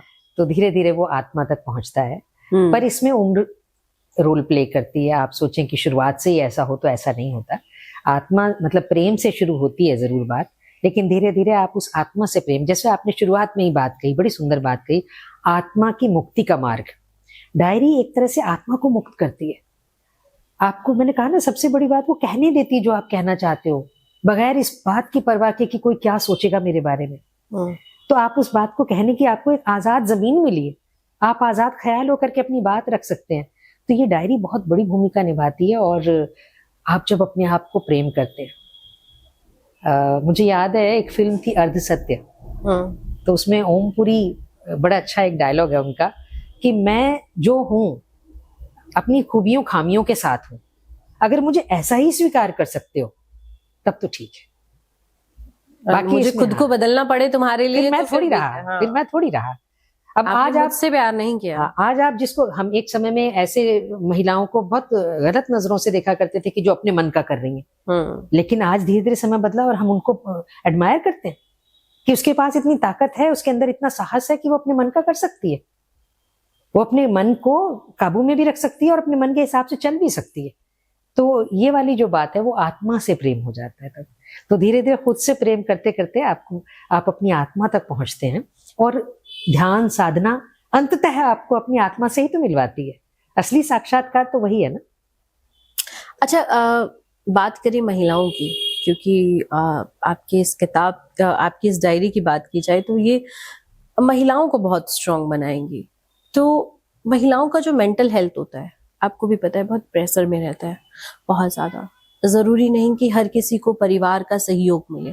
बहुत सी महिलाएं ऐसी हैं जो सिर्फ चीजों को बर्दाश्त कर रही हैं। जैसे अभी एक फिल्म आई थी थप्पड़, उसमें सबके सामने उसने एक थप्पड़ लगा दिया उसे, तो उसने बोला क्या हुआ, एक थप्पड़ ही तो मारा। पूरे समाज ने बोला कि एक थप्पड़ ही तो मारा उसने, उसमें क्या कौन सी बड़ी बात हो गई। लेकिन उसने ये नहीं देखा कि उसने वो थप्पड़ किस जगह पर मारा। नहीं, मैं इस बात से थोड़ा इत्तेफाक नहीं रखती, और थप्पड़ फिल्म मुझे लगता है थोड़ी कमजोर रह गई। कमजोर इसलिए रह गई कि ये थप्पड़ मारना किसी और जगह दिखाना चाहिए था। वो एक ऐसी घटना थी जिसमें अनायास थप्पड़ लग गया, वो थप्पड़ उसे नहीं मार रहा था। कहानी तब बनती जब वो उसे ही थप्पड़ मारता और तब वो छोड़ती। अभी क्या था, ये बाय मिस्टेक हो गया। अब आप बाय मिस्टेक हुई चीज को माफ नहीं कर सक रहे। हाँ। तो वो मुझे थोड़ा सा, नहीं, उसको ये थोड़ा सा ये लगा कि चलो उन्होंने मारा ठीक है, लेकिन आने के बाद उन्हें बोल देना चाहिए सॉरी यार गलती से हो नहीं, वो तो उसने कई बार बोला। वो उसने बाद में कि जब सो गया और वो उठ गया और उसने उसको खाना दे दिया, वो चली गई। नहीं, वो जो अगर इस कहानी को ऐसा बनाया जाता, मतलब आप मैसेज क्लियर करते तब। मैं क्योंकि खुद एक लेखक हूँ, कहानियां लिखती हूँ, तो मुझे लगता है वो कहानी थोड़ी कमजोर रह जाती है जब आपने ये दिखाया कि एक्सीडेंटली थप्पड़ लगा। हम्म। कहानी तब मजबूत बनती जब वो सोच समझ के सबके बीच में बिल्कुल वही घटना होती और वो अनायास नहीं, वो एक थप्पड़ मारता। वो एक थप्पड़ काफी था इन सब चीजों के लिए जो उसने बाद में किया। मगर यहाँ एक बहुत बड़ी गलती रह गई कि उससे वो थप्पड़ बाय मिस्टेक लगी है। वो थप्पड़ अपने दोस्त को मारने जा रहा था, इतनी देर में वो बीच में आ गई और उसको थप्पड़ लग गया। ये है वो सीन।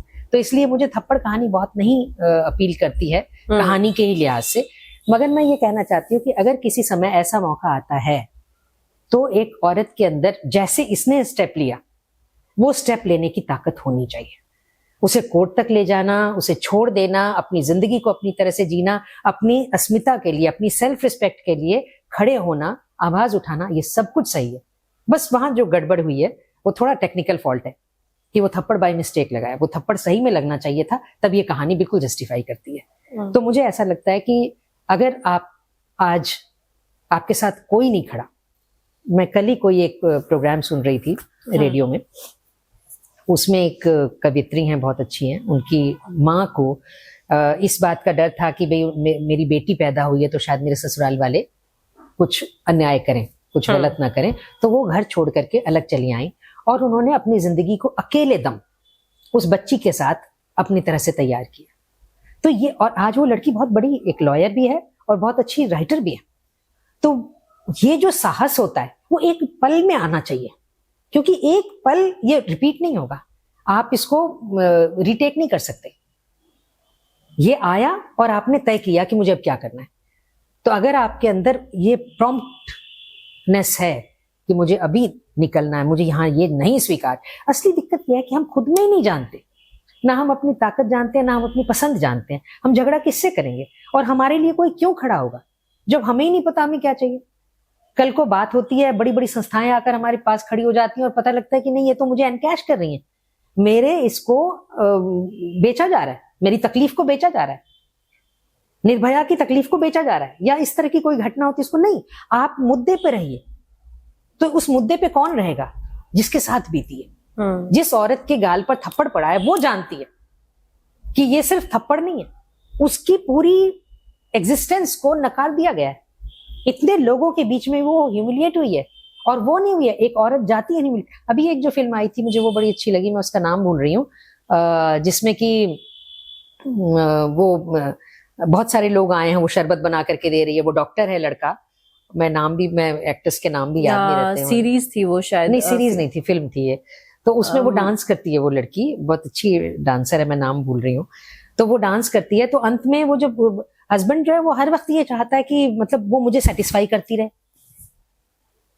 मेरे सारे लस्ट को, मेरे सारे उसको चीजों को वो केयर करे, और उसको इस बात की चिंता नहीं है कि वो डांसर है और उसका डांस खत्म हो गया है शादी होने के बाद। अब वो खाना बनाती है तो वो कहते हैं दम आलू, अरे हम तो दम बिरयानी ऐसे बनता था, तुमने इसमें बना दिया, कपड़े तुमने हाथ से नहीं धोए, तुमने मशीन में धो दिए। उसको बिल्कुल ही आप पीछे लेकर के जाना चाह रहे हैं। और अंत में वो क्या करती है कि शरबत बनाना है, तो वो बड़े दिनों से कह रही है कि यहाँ पानी टपक रहा है किचन में से, और नीचे बाल्टी लगा करके काम चलाती है। तुम ठीक नहीं करवा सकते, तुम्हारे पास इतना टाइम नहीं। वो वही वाला पानी उठा करके डालती है और फेंक करके चली आती है। मुझे ये पसंद आता है, ये रिएक्शन मुझे पसंद आता है। क्यों? क्योंकि उसे पता है एग्जैक्टली वो क्या चाहती है और उसे कोई परवाह नहीं कि उसके साथ कोई देगा। जब वो अपने घर लौट करके जाती है तो उसी वक्त उसका भाई आता है और माँ कहती है कि इसको भी पानी दे और तू भी पानी पी। तो जिस वक्त वो घर लौट करके आती है तो उस वक्त माँ कहती है भाई बेटा तू भी पानी पी ले और भाई को भी दे। तो वो एकदम रोकती है, कहती नहीं, ये खुद लेगा पानी और मुझे भी देगा पानी। तो ये जो एक एहसास है ना, ये हम बार बार क्यों भूल जाते हैं कि हम दोनों इंसान हैं। इसलिए ये कोई जरूरी नहीं कि लड़की ही लाके पानी देगी, लड़की ही शरबत बनाएगी, लड़की ही खाना बनाएगी, और वो डॉक्टर है तो वो तो अपने पेशे को चलाएगा। अगर ये डांस करती है तो ये अपने शौक को, पैशन को अपना प्रोफेशन नहीं बना सकती। तो इस बात को लेके क्लैरिटी सबसे पहले तो मेरे मन में होनी चाहिए ना। मेरे साथ तो दुनिया तब खड़ी होगी, आज नहीं खड़ी हुई, कल नहीं खड़ी हुई, मेरे साथ नहीं खड़ी हुई, आपके साथ नहीं खड़ी हुई, लेकिन तीसरे के साथ खड़ी होगी। तो कुछ लोग तो शहीद होंगे। अगर मेरा नाम शहादत में आना है तो कोई बात नहीं, लेकिन मेरे पीछे आने वाली पीढ़ियां तो स्वतंत्र होंगी, उनकी पहचान तो मुक्त होगी, वो अपनी पसंद को लेकर तो आगे जा सकेंगी। तो इसलिए मुझे लगता है कि ये एक छोटी सी बात नहीं है कि चुटकी बजाई और बात बदल गई। आप कहेंगी एम्पावरमेंट, आज आप तो पढ़ी लिखी भी हैं, फिर क्यों नहीं आप एम्पावरमेंट की बात करती? नहीं, बहुत सारी चीजें हैं, उसके जो प्रॉस एंड कॉन्स हैं उसको सोचकर चलती है कि मैं आज अगर हस्बैंड का घर छोड़ दूंगी तो कल क्या होगा। सबसे पहले तो दुनिया इतनी गलत निगाहों से देखेगी कि ये डिवोर्सी है या ये सेपरेटेड है या ये सिंगल वुमन है, जीने नहीं देती। तो आप बात अपने यही है, भीतर इसी वजह से महिलाएं जो है वो करने से पहले, डाइवोर्स लेने से पहले, छोड़ने से पहले डरती हैं, हैं। क्योंकि अरे इसकी तो शादी हो गई थी तो डाइवोर्स, अपने मायके रह रही है। अगर वही चीज आदमी कर रहा है हाँ। तो आदमी की शादी दोबारा से एक अनमैरिड लड़की से भी हो जाएगी, कोई दिक्कत नहीं है। लोग ये नहीं कहेंगे कि नहीं यार कोई बात नहीं, उस लड़की में दिक्कत थी, हाँ। इसमें दिक्कत नहीं है। तो कहीं ना कहीं औरतों को हर चीज में दबाया जाता है। अब मान लीजिए कि महिलाएं हैं और उनके बीच अनबन चल रहा है, अपने पेरेंट्स को बता रही है, तो पेरेंट्स भी कहते हैं कि भाई परिवार, पहले तो पेरेंट्स ये कहेंगे नहीं एडजस्ट करना चाहिए, ससुराल ऐसे नहीं चलता, ससुराल को बैलेंस करना पड़ता है, सबका ध्यान रखना पड़ता है। आप सबका ध्यान रखेंगे, आपका ध्यान कौन रखेगा उस सिचुएशन में? आप कौन अगर है? इसको मांगेंगी नहीं ना, देखिए रोए बिना माँ भी बच्चों को दूध नहीं पिलाती। आपको भी ध्यान देने की जरूरत है। आपका भी सर दर्द हो रहा है, कोई तेल लगा दे सर में, इसमें कोई बड़ी बात नहीं। लेकिन आपकी ड्यूटी है कि आप अपनी सास के जाकर के सर में तेल लगाइए, आपकी ये ड्यूटी है, आपको ये करना है। लेकिन आपके लिए कोई ड्यूटी नहीं निभा रहा, क्यों? क्योंकि आपने आवाज नहीं उठाई। मैं इसके लिए दूसरे को दोष नहीं देती कि महिलाएं खुद नहीं कर पाती इसलिए उनका कोई साथ नहीं देता। हाँ, जब वो करेंगी, जब वो मांगेंगी कि आज मेरे सर में दर्द हो रही है, तो सास दौड़ के आएगी। जिस सास के सर में आप रोज तेल लगाती हैं, वो सास भी दौड़ कर आएगी और कहेगी ला मैं लगा दूं बेटा, तेरे सर में तेल लगा दूं, क्योंकि आप रोज लगा रही हैं उसके सर पर। तो वो जानती है कि आज ये भी थकी हुई है, इसमें कोई बड़ी बात नहीं है। हस्बैंड दौड़ के आएगा कि मेरी माँ की इतनी सेवा करती है भाई, वो अपना पूरा घर छोड़ करके आपके घर को एक्सेप्ट करती है, आप उसको नहीं एक्सेप्ट करेंगे। तो अगर नहीं कर रहे हैं तो आपको, उस लड़की को ये डिमांड रखनी पड़ेगी कि मुझे एक्सेप्ट करो। मैं परफेक्ट मैं भी नहीं हूं, कोई भी परफेक्ट नहीं है, परफेक्ट मैं भी नहीं हूं, कमियां मुझ में भी हैं, तो उन कमियों को भी एक्सेप्ट करो। मैं शॉर्ट टेम्पर्ड हूं, ओके मैं हूं, तो अब आप मेरे साथ एडजस्ट करो। हस्बैंड भी तो होते हैं, हम करते हैं कि नहीं करते? तो ये हम एज इट इज एक दूसरे को जब एक्सेप्ट करेंगे ना, आज देखिए आज हमें मांग के झगड़ के लेना पड़ेगा, लेकिन धीरे धीरे वो समय आएगा कि आप इसको एक्सेप्ट करने लग जाएंगे, फिर ये नई चीज नहीं होगी। आज की डेट पे लव मैरिजेस कोई नई चीज नहीं रह गई, बहुत बड़ी बात नहीं होगी। अगर हम कहते हैं उसने लव मैरिज की तो कोई बड़ी बात नहीं, कोई चौंक के नहीं देखता। हमारे समय में लोग चौंक के देखते थे, अच्छा इसने लव मैरिज की, कैसा है इसका हस्बैंड, ऐसा क्या देखा इसने इसमें, ये देखा करते थे। अब ये नहीं होता।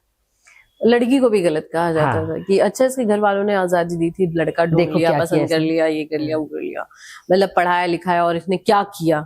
कई ऐसे अब और उनके लिए ज्यादा सर दर्द हो जाता है। जैसे हमने कई एक्ट्रेस देखे हैं, जैसे आपने देखा होगा श्वेता तिवारी, वो उसने पहली शादी की अपने इंटरकास्ट मैरिज, क्योंकि जाट से शादी की, उसके बाद डाइवोर्स हो गया। तो उन्होंने भी अपने स्टेटमेंट में ये कहा कि आपके लिए ज्यादा जरूरी ये है कि आप अपने दिमाग पे प्रेशर डाल करके अगर आप काम कर रहे हैं, आप रह रहे हैं, तो इससे अच्छा है कि आप अलग रह करके सुकून से जिए। आप सिंगल मदर हो जाएं, वो ठीक है। फिर उसने दूसरी शादी की, वो भी सक्सेसफुल नहीं हुई, तो अब ये कहा जा रहा है अब ये तीसरी करेगी। और ये जाहिर सी बात है कि अगर उसे सेटिस्फेक्शन अगर आदमी को नहीं मिलता, अगर आदमी को नहीं मिल रहा तो वो भी कर रहा है ना। और बात अगर हम थप्पड़ की करें, जैसे कि हमने की कि महिला को कहीं पे भी आदमी थप्पड़ लगा देता है। देखिए ये आपने बहुत अच्छी बात की ज्योति, अगर आप नहीं करती तो हम एक आधे सच के साथ अपनी बात को खत्म कर देते हैं, जो बाद में भी मुझे तंग करती रहती कि हमने आधा तो देखा, मतलब तस्वीर का दूसरा रुख नहीं देखा। ये जो बात आप कह रही हैं कि अगर महिलाएं ऐसा करने लग जाएं, रिवर्स रोल प्ले हो जाए, तो ये तस्वीर का दूसरा रुख है जिसे हम अक्सर नहीं देखते। आपको मैं याद दिलाना चाहूंगी, ये जो सुभाष वाली जो बात हुई, जिसने आत्महत्या कर लिया, आईटी का एक बड़ा पोस्ट पर रहने वाला व्यक्ति, और उसकी पत्नी ने उसे इतना टॉर्चर किया कि वो फाइनली अपनी सब बातें कह करके और उसके रिकॉर्डिंग के साथ, लिख के साथ उसने अपने सुसाइड किया। क्यों? क्योंकि ऐसी घटना एक नहीं होगी, उसे भी पता होगा कि ऐसी बहुत सी महिलाएं हैं जो पुरुषों का इस तरह से शोषण कर रही हैं।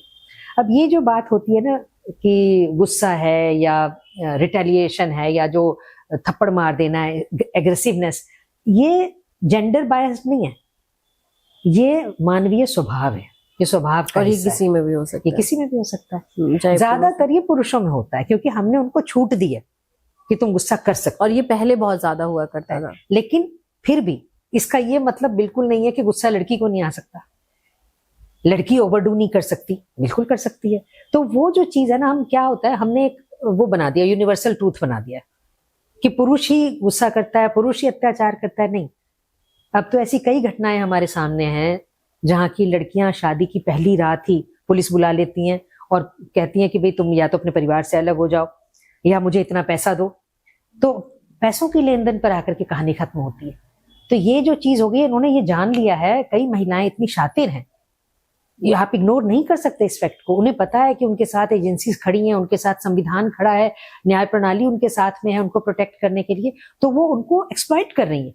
अब मैं एक बात कहती हूँ, जैसे हम मानवीय स्वभाव की बात कर रहे थे, तो मेरा एक उपन्यास है, बहुत चर्चा में रहा, जीमेल एक्सप्रेस, जिसमें मैं बात करती हूँ जैसे फीमेल प्रोस्टिट्यूट्स होती है। प्रोस्टिट्यूट को कहते ही हमें फीमेल ध्यान में आती है, जबकि मेल प्रोस्टिट्यूट्स भी होते हैं। और ये कोई नई बात नहीं है, इस पर बात नहीं की गई या कम बात की गई है। महिलाएं भी ऐसी बहुत होती हैं जो पुरुषों को हायर करती हैं उन्हें सेटिस्फाई करने के लिए। तो आप इस बात को इग्नोर नहीं कर सकते, और उनका भी वैसे ही शोषण होता है। They are also paid for that. जिस तरह से कि महिलाओं को रखा जाता है कि आप मुझे सेटिस्फाई करो और पैसे लो, घंटे के हिसाब से, रात के हिसाब से, और वॉटेवर। तो वो जो चीज है, मैं ये कहना चाहती हूँ, ये मानवीय स्वभाव के गुण अवगुण दोष और चीजें हैं। आप इसको किसी जगह बांध के नहीं रख सकती कि ऐसा स्त्री ही करेगी, ऐसा पुरुष ही करेगा। तो हम जब ये बांध देते हैं खांचे में ना, तो हम अपनी सोच को जड़ कर देते हैं। तो जहां तक बात है कि अगर ऐसा स्त्री करे, तो स्त्रियां कर रही हैं, और बहुत अधिक कर रही हैं, बड़ा सजग होकर कर रही हैं, बड़ा प्लान्ड मैनर में कर रही हैं। बल्कि हमें इस तरफ भी थोड़ा सोचना चाहिए, और पुरुषों के प्रति हमें थोड़ा संवेदनशील भी होना चाहिए। एक समय था कि पुरुषों ने अत्याचार किया, लेकिन होता क्या है ना कि जब आप बहुत समय तक बंद रहते हैं, क्या होता है, जब आप बिल्कुल अंधेरे में रहते हैं बहुत लंबे समय तक, तो बाहर रोशनी में आने के बाद आप आंख ही नहीं खोल पाते, आंखें चुंधिया जाती हैं। तो वो स्थिति है अभी। पुरुषों का इतना अत्याचार महिलाएं सहती रही हैं कि अब जब महिलाओं को थोड़ी सी आजादी मिली है, तो वो ओवरडू कर रही हैं कई जगह पर। ऐसा मैं बिल्कुल नहीं कहना चाहती हर महिला कर रही है, लेकिन उन्हीं में से कुछ महिलाएं उस आजादी का नाजायज फायदा उठा रही हैं। जो सपोर्ट सिस्टम उनको दिया जा रहा है, जो प्रोटेक्शन उनको दी जा रही है, उसका वो नाजायज फायदा इस्तेमाल कर रही हैं, और उसकी वजह से एक पूरे के पूरे वर्ग को दूषित कर रही है, उसका नाम खराब कर रही है। हमने एक दुनिया बनाई है जिसमें स्त्री और पुरुष दोनों को बराबरी का समय, बराबरी की समझ और बराबर से जिंदगी को जीने का अवसर मिले। अलका जी, आपने महिलाओं से संबंधित और बहुत सी ऐसी बातों पर अपने विचार साझा किए जो शायद इस पॉडकास्ट के माध्यम से उन महिलाओं के लिए बहुत ताकतवर साबित होगा, जो अपने घर से निकल नहीं पाती, जो बोल नहीं पाती, जो एक्सप्रेस नहीं कर पाती, और जो महिलाएं सिर्फ इस डर से अंदर घुटती रहती हैं कि वो बताएं कैसे, किसको बताएं। अपने घर बताएं तो वहां कुछ प्रॉब्लम, और अपने ससुराल में नहीं बता सकती, या शादी से पहले की भी बात की जाए तो कई पेरेंट्स बहुत स्ट्रिक्ट होते हैं कि उन्हें बस ये होता है कि भाई बच्चा हमारा पढ़े और शादी करके जाए। क्या बनना है क्या नहीं बनना है उससे मतलब नहीं है, तुमने पढ़ाई इतनी कर ली कि तुम अपने बच्चों का परवरिश कर पाओ, इनफ है, एंड देन अपने घर में रहो। ये वाली चीजें भी होती हैं। लेकिन आपने अपनी इस डायरी के माध्यम से कि आपने इसमें क्या लिखा है, महिलाओं को क्या समझ में आएगा, और सबसे बड़ी बात आपके जीवन, जो आपने अपने जिंदगी का उदाहरण दिया कि आपने कैसे काम किया, आप कैसे आगे बढ़ी। आपने भी बहुत सी परेशानियां देखी हैं। हम जिस चीज को नहीं देखते हमें लगता है ये तो बहुत आसानी से मिल जाता है। आपने भी बीइंग अ मदर सेक्रीफाइस किया। कोई नहीं चाहे, कोई सी माँ नहीं चाहेगी कि अपने बच्चे को छोड़ करके वो जाए, लेकिन उसे अपने जो उस सपने को पूरा करना है, जो वो जिसके लिए उसने इतनी मेहनत की है, वो भी जरूरी है। उसको सिर्फ ये ना देखा जाए कि वो औरत जो है वो बहुत पैसों के प्रति ही उसका लालच है, उसको वही पैसा बहुत जरूरी है, क्योंकि सबसे ज्यादा इंपॉर्टेंट जब कोई महिला कमाती है तो वो इसलिए करते हैं कि वो अपने लिए पैसा कमा रही है, क्योंकि घर तो उनका वैसे भी चलेगा, वो नहीं कमाएगी तब भी घर चलेगा क्योंकि हस्बैंड की ड्यूटी है। नहीं, पर आज के समय में ये कहना चाहूंगी ज्योति की चीजें इतनी डिमांडिंग हैं, आपको इतना कुछ चाहिए, समाज के साथ पैरेलल चलने के लिए कि एक आदमी की कमाई से नहीं होता। तो आज पुरुष भी इस बात को समझने लगे हैं कि वो ये अफोर्ड नहीं कर सकते कि कहते छोड़ दो नौकरी, तुम्हारी मर्जी है, करो या ना करो। वो सपोर्ट करते हैं वो। अब उनका कहना नहीं तुम्हारी नौकरी करनी बहुत जरूरी है। जरूरी है। और कई बार तो ऐसा होता है, हमने कई से ऐसे पेयर्स भी देखे हैं जहाँ पे फीमेल्स की सैलरी ज्यादा है कंपेरेटिवली मेल्स की, और ये ऐसा होता है शादी के बाद आपकी सैलरी ज्यादा हाइक हो जाती है, या महिलाएं भी जो लव मैरिज कर रही हैं तो डजंट मैटर कि मेरी सैलरी ज्यादा है और उनकी कम है तो मैं नहीं करूंगी, वो कर लेती है।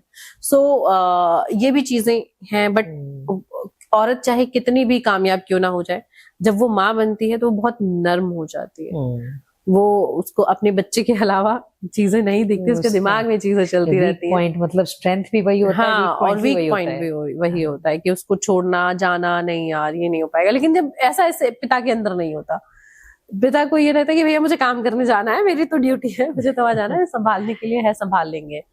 लेकिन आदमी के अंदर क्या चल रहा है ये भी आदमी ही बहुत अच्छे से बता सकता है कि ये तो हमारी सोच है।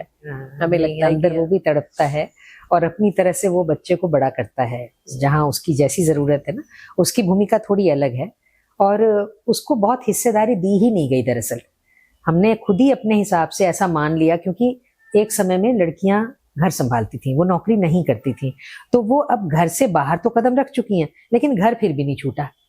तो अब होना ये चाहिए था कि जब उन्होंने घर से बाहर कदम निकाला है और मर्दों के जीवन में उनके कार्य क्षेत्र में हिस्सेदारी बांटी है, तो पुरुषों को भी एक कदम अब रसोई की तरफ, घर की तरफ, जिम्मेदारियों की तरफ लाना चाहिए और उसमें भी हिस्सेदारी उनको भी करनी चाहिए। तो ये उनका कोई कसूर नहीं है, हमने उस नजर से देखा नहीं, उन्हें देखने नहीं दिया। ये मुझे लगता है सबसे बड़ी जरूरत इसमें माओं की है कि वो अपने बच्चों को उस तरीके से तैयार करें।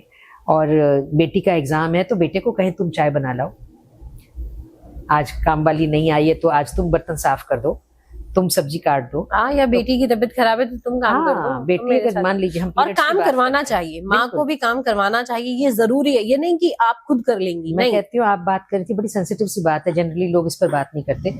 अब लड़कियां पीरियड्स के दौर से गुजरती है, घर में एक टाइम था कि हम बताते नहीं थे कि हमें नैपकिन्स चाहिए, सैनिटरी नैपकिन्स, लेकिन आजकल चीजें आ रही हैं, लोग बोलते हैं अपने फादर को, भाई ऑर्डर करके मंगवा रहा है, ऑर्डर करके मंगा पिता ऑर्डर करके मंगवा रहे हैं। अब आप उस समय का जो पेन है, उसका फिजिकल और मेंटल दोनों, वो एक तरह के उससे भी गुजर रही होती है ना, तो वो जो चीज है उस बात को घर के मेंबर्स इंक्लूडिंग मेल मेंबर्स, चाहे वो फादर हो चाहे वो ब्रदर हो, वो उसको अंडरस्टैंड करें, उसके साथ जो है ना थोड़ा साझा करें चीजों को, और वो बचपन से ही हो। ये नहीं कि जब तुम्हारी वाइफ आएगी तो देख लेना, नहीं, वो घर से ही हो। और माओं का इसमें अच्छा रोल हो सकता है, क्योंकि एक तरीके से हम आज भी माएँ ज्यादा बच्चों को परवरिश में हिस्सेदारी करती हैं, और आने वाली जनरेशन ऐसा ना करे, ये बात माँ को ही देखनी चाहिए, माँ को मतलब लेनी चाहिए ये जिम्मेदारी फिलहाल। तो आने वाली पीढ़ियां काफी ठीक हो जाएंगी, उनमें एक तरह का संतुलन मिलेगा। बच्चे के अंदर जो उसके स्वभाव में जो दिखता है वो उसके माँ का ज्यादा असर होता है पिता के कंपेयर में, क्योंकि बच्चा ना चाहते हुए भी माँ के साथ ज्यादा रहता है। अब होता क्या, देखिए जब बच्चे अच्छे नंबर लाते हैं तो पिता कहता है मुझ पे गया है तो कुछ गलत हो जाता है तो तुमने क्या सिखाया। तो ये सब चीजें जो है ना, ये सब अब हटाने पड़ेंगे। ये ऐसे कोई रिमार्क इस तरह का पास करने से पहले पुरुषों को भी सोचना पड़ेगा, फादर्स को और मदर्स को भी सोचना पड़ेगा कि वो एक्सेप्ट ना करें। अगर ऐसा कोई जुमला फेंक दिया गया, उछाल दिया गया, तो उसी वक्त रुक कर कहना पड़ेगा कि अगर अच्छे नंबर आए तो मैंने पढ़ाई भी करवाई थी, ऑफिस से छुट्टी लेकर मैं बैठी थी इसके साथ, मैंने तैयारी करवाई थी। और अगर हस्बैंड ने करवाई है तो ऑफकोर्स हस्बैंड को कहना चाहिए कि मैंने पढ़ाया था इसे। तो अब मिलजुल करके चीजें हो रही, बेहतर तो हो रही हैं। हालांकि बहुत कम घरों में, देखिए ज्योति, पहले होता था कि जब तक आप देखेंगे 4 बहनें 1 भाई, 5 बहनें 1 भाई, और कई बार 6 बहनें भाई ही नहीं, 7 बहनें भाई ही नहीं, मतलब भाई के इंतजार में बहुत सारी बहनें होती जाती थी। आजकल आप देखेंगे ऐसे कई परिवार हैं जिनमें 2 बेटियां ही बेटियां, उन्होंने बेटे के इंतजार नहीं किया, सिर्फ एक बेटी है तो बेटी ही है, ठीक है। तो अब चीजें बदल रही हैं, हम उन घरों को इग्नोर नहीं कर सकते, और मुझे लगता है हमें उन घरों को, उन घरों के वातावरण को और ज्यादा हाईलाइट करना चाहिए, ताकि दूसरे घरों को ये पता लगे कि इनका वंश कहीं समाप्त नहीं हो गया। अगर बेटा नहीं हुआ तो औरतें साथ देती हैं, माएँ साथ देती हैं कि हाँ उन्हें भी एक बेटा चाहिए। अब जैसे अगर मैं अपना एग्जाम्पल दूं तो हमारे घर में ये कहा जाता था कि मेरे जो भाई हैं वो ये कहते हैं कि अगर मैं लड़की हो जाता ना तो तुझे आने की जरूरत भी नहीं होती क्योंकि मम्मी को लड़की चाहिए थी और इस वजह से हम वो हो गया। मैंने कहा भाई मेरी वजह से ही तुम आ गए हो एक्स्ट्रा में हमें नहीं आना चाहिए था। और फिर अब अगर हाल में अगर मेरी बात की जाए तो मेरे पास सिर्फ एक बेटी है एंड आई एम हैप्पी कि और मुझे सच में चाहती कि बेटी ही हो, क्योंकि हो सकता है अटैचमेंट ज्यादा हो या जो भी हो, मैं ये नहीं कह रही कि मुझे बेटे से कोई दिक्कत है, बट हाँ मन था कि पहली बेटी होनी चाहिए, क्योंकि ऐसा लगता है कि अगर एक माँ को सुख चाहिए तो उसके पास बेटी होना बहुत जरूरी है क्योंकि उनके अंदर वो वही सॉफ्ट हार्ट होता है जो कि केयर के लिए होता है, और इसका सबसे ज्यादा फायदा जो होता है वो फादर को होता है। बेटी होने का सबसे ज्यादा फायदा फादर को होता है क्योंकि बेटी बहुत मैं इसी में थोड़ी सी अमेंडमेंट चाहती हूँ कि अब बेटे में भी वो सॉफ्टनेस थोड़ी सी हम डालें। हाँ जरूरी है। हाँ, और अब चाहे बेटा हो या बेटी, मेरी भी 2 बेटियां हैं और मुझे नहीं लगता मुझे कभी बेटे की कमी महसूस हुई, और इस बात के लिए मेरे बच्चे भी ये महसूस करते हैं कि मैंने उनको कहीं किसी चीज में रोक टोक नहीं की। तो ऐसी अब चीजें आ रही हैं और मैं यही चाहती हूँ कि हम बच्चे को बच्चा बनने दें। वो जैसे बड़ा होना चाहता है, उसकी जिस तरह की पसंद है, जिस लाइन को वो चुनना चाहता है, जिस तरफ वो जाना चाहता है, हम उसको छूट दें। और उसके अंदर थोड़ी सी सॉफ्टनेस भी चाहिए, थोड़ा सा बोल्डनेस भी चाहिए। दोनों ही चीजों का समावेश होना चाहिए कि आपको ये ना लगे कि बेटा हुआ तो काश एक बेटी भी होती, और बेटी हुई तो हाय मेरा बेटा ही नहीं हुआ, मेरा वंश कौन चलाएगा। नहीं, आजकल ये कहा जाता है कि नहीं बेटा बेटी दोनों बराबर है, एक बेटा एक बेटी दोनों चाहिए। हाँ, लोग ये बहुत अच्छा है, ये तो बड़ी आइडियल सिचुएशन है।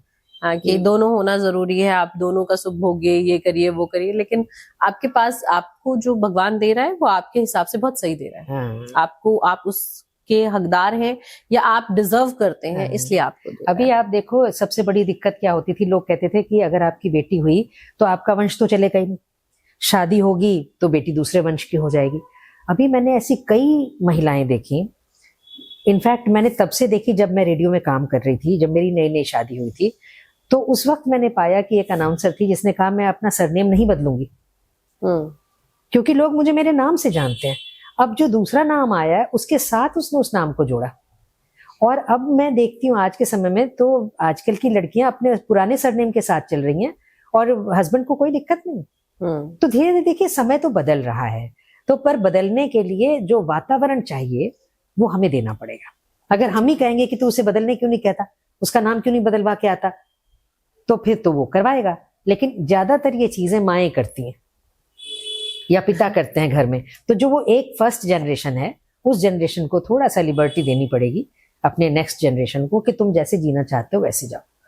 और नाम बदलना, शादी के बाद जब लड़के ने नाम नहीं बदला तो लड़की को नाम बदलेगी, नहीं बदलेगी, कोई नाम नहीं बदलेंगे, दोनों रखो अपना नाम। और या फिर मेरे नाम के साथ तुम अपना नाम लगाओ, तुम्हारे नाम के साथ मेरा नाम लगे, बराबर करो बात, तो तब समानता की बात आएगी। और वो विमर्श की जो बात आप कह रही थी, तब विमर्श पूरा होगा। वो एक तरफा विमर्श हो ही नहीं सकता, ये तो गेंद है ना, आप उछालेंगी तो पलट के आपके पास आएगी ना। आपने बॉल मारी दीवार पर तो पलट के आपके पास आएगी, वो वहीं रह थोड़ी जाएगी। तो इसीलिए वो रिफ्लेक्शन जो आएगा जो उसका, वो आपको ध्यान रखना चाहिए। उसका एक रिएक्शन, एक्शन और रिएक्शन दोनों होगा, उसको ध्यान में रख करके अगर हम चलेंगे तो एक संतुलित दुनिया जो हम चाहते हैं, तो वो चाहे हिंदू मुस्लिम के बीच का भेद हो, चाहे वो स्त्री पुरुष के बीच का भेद हो, चाहे वो गोरे काले का भेद हो, किसी भी तरह का भेद समाप्त तो तब होंगे ना जब हम मानेंगे कि इनके बीच भेद नहीं है और दोनों को बराबर अपॉर्चुनिटीज मिलेंगी, जो हम अभी नहीं दे रहे। आप लड़कियों को 6 महीने की छुट्टी देते हैं और लड़कों को 15 दिन की, और कहते हैं बराबरी पर आ गए। नहीं हो सकता बराबरी पर। और वो 1 दिन की छुट्टी एक्स्ट्रा मांगती है या थोड़ा जल्दी जाना चाहती है, तो आप पलट के देखते हैं कि वैसे तो समानता की बात करते हो। अरे कहाँ से समानता, तो तुम नहीं समझ रहे। तो ऐसा नहीं है कि मैं स्त्री की भी समर्थक हूँ, लेकिन इसके साथ साथ मैं वो भी कहना चाहती हूँ जो पुरुष के साथ अत्याचार हो रहा है वो भी इग्नोर नहीं किया, गलत है, वो भी गलत है। गलत को गलत कहना सीखे, गलत को गलत, चाहे वो किसी के साथ भी हो रहा हो। अब ये मैटर नहीं करता कि वो जेंडर क्या है, गलत गलत हर किसी के साथ है। अलका जी, आपने अपने जीवन, अपनी डायरी, सबसे संबंधित बहुत सी जानकारी हमें दी, हमारे व्यूवर्स को दी, और जाहिर सी बात है कि ये वीडियो बहुतों के लिए बहुत यूजफुल रहेगा, और हो सकता है कि कई लोगों की जिंदगी चेंज करे, क्योंकि समझने के ऊपर डिपेंड करता है कि आपको कब किसकी बात समझ में आ जाए। शायद हो सकता है कि आपकी बात हमारे जो दर्शक हैं उनको बहुत अच्छे से समझ में आए। एंड आप यहाँ आई, आपने अपना समय दिया और अपनी विचार साझा किए, उसके लिए आपका बहुत बहुत शुक्रिया। मैं भी शुक्रिया करना चाहती हूँ ज्योति, आपके इस मंच का। ये पॉडकास्ट अपने आप में बहुत लोगों तक जाता है और लोग बड़ा पर्सनली बैठ के देखते हैं। हमारी जो बातचीत हुई है वो भी बड़ी पर्सनल लेवल पर हुई है, तो इसमें कहीं कोई नारेबाजी वाली बात नहीं है। बड़ा ऑनेस्टली हमने एक दूसरे से बातचीत की है, तो मैं उम्मीद करती हूँ ऑनेस्ट होना बहुत बड़ी बात होती है और वो बड़ी ताकत भी होती है। तो अगर आप ऑनेस्ट हो जाते हैं अपने आप को समझने में, तो व्यक्त करने में, तो दुनिया में वो चेंज आ सकता है जो हम चाहते हैं। मैं आपके इस पॉडकास्ट का बहुत बहुत आभार व्यक्त करती हूँ कि आपने मुझे मौका दिया अपनी बात कहने का। बहुत धन्यवाद। बहुत धन्यवाद।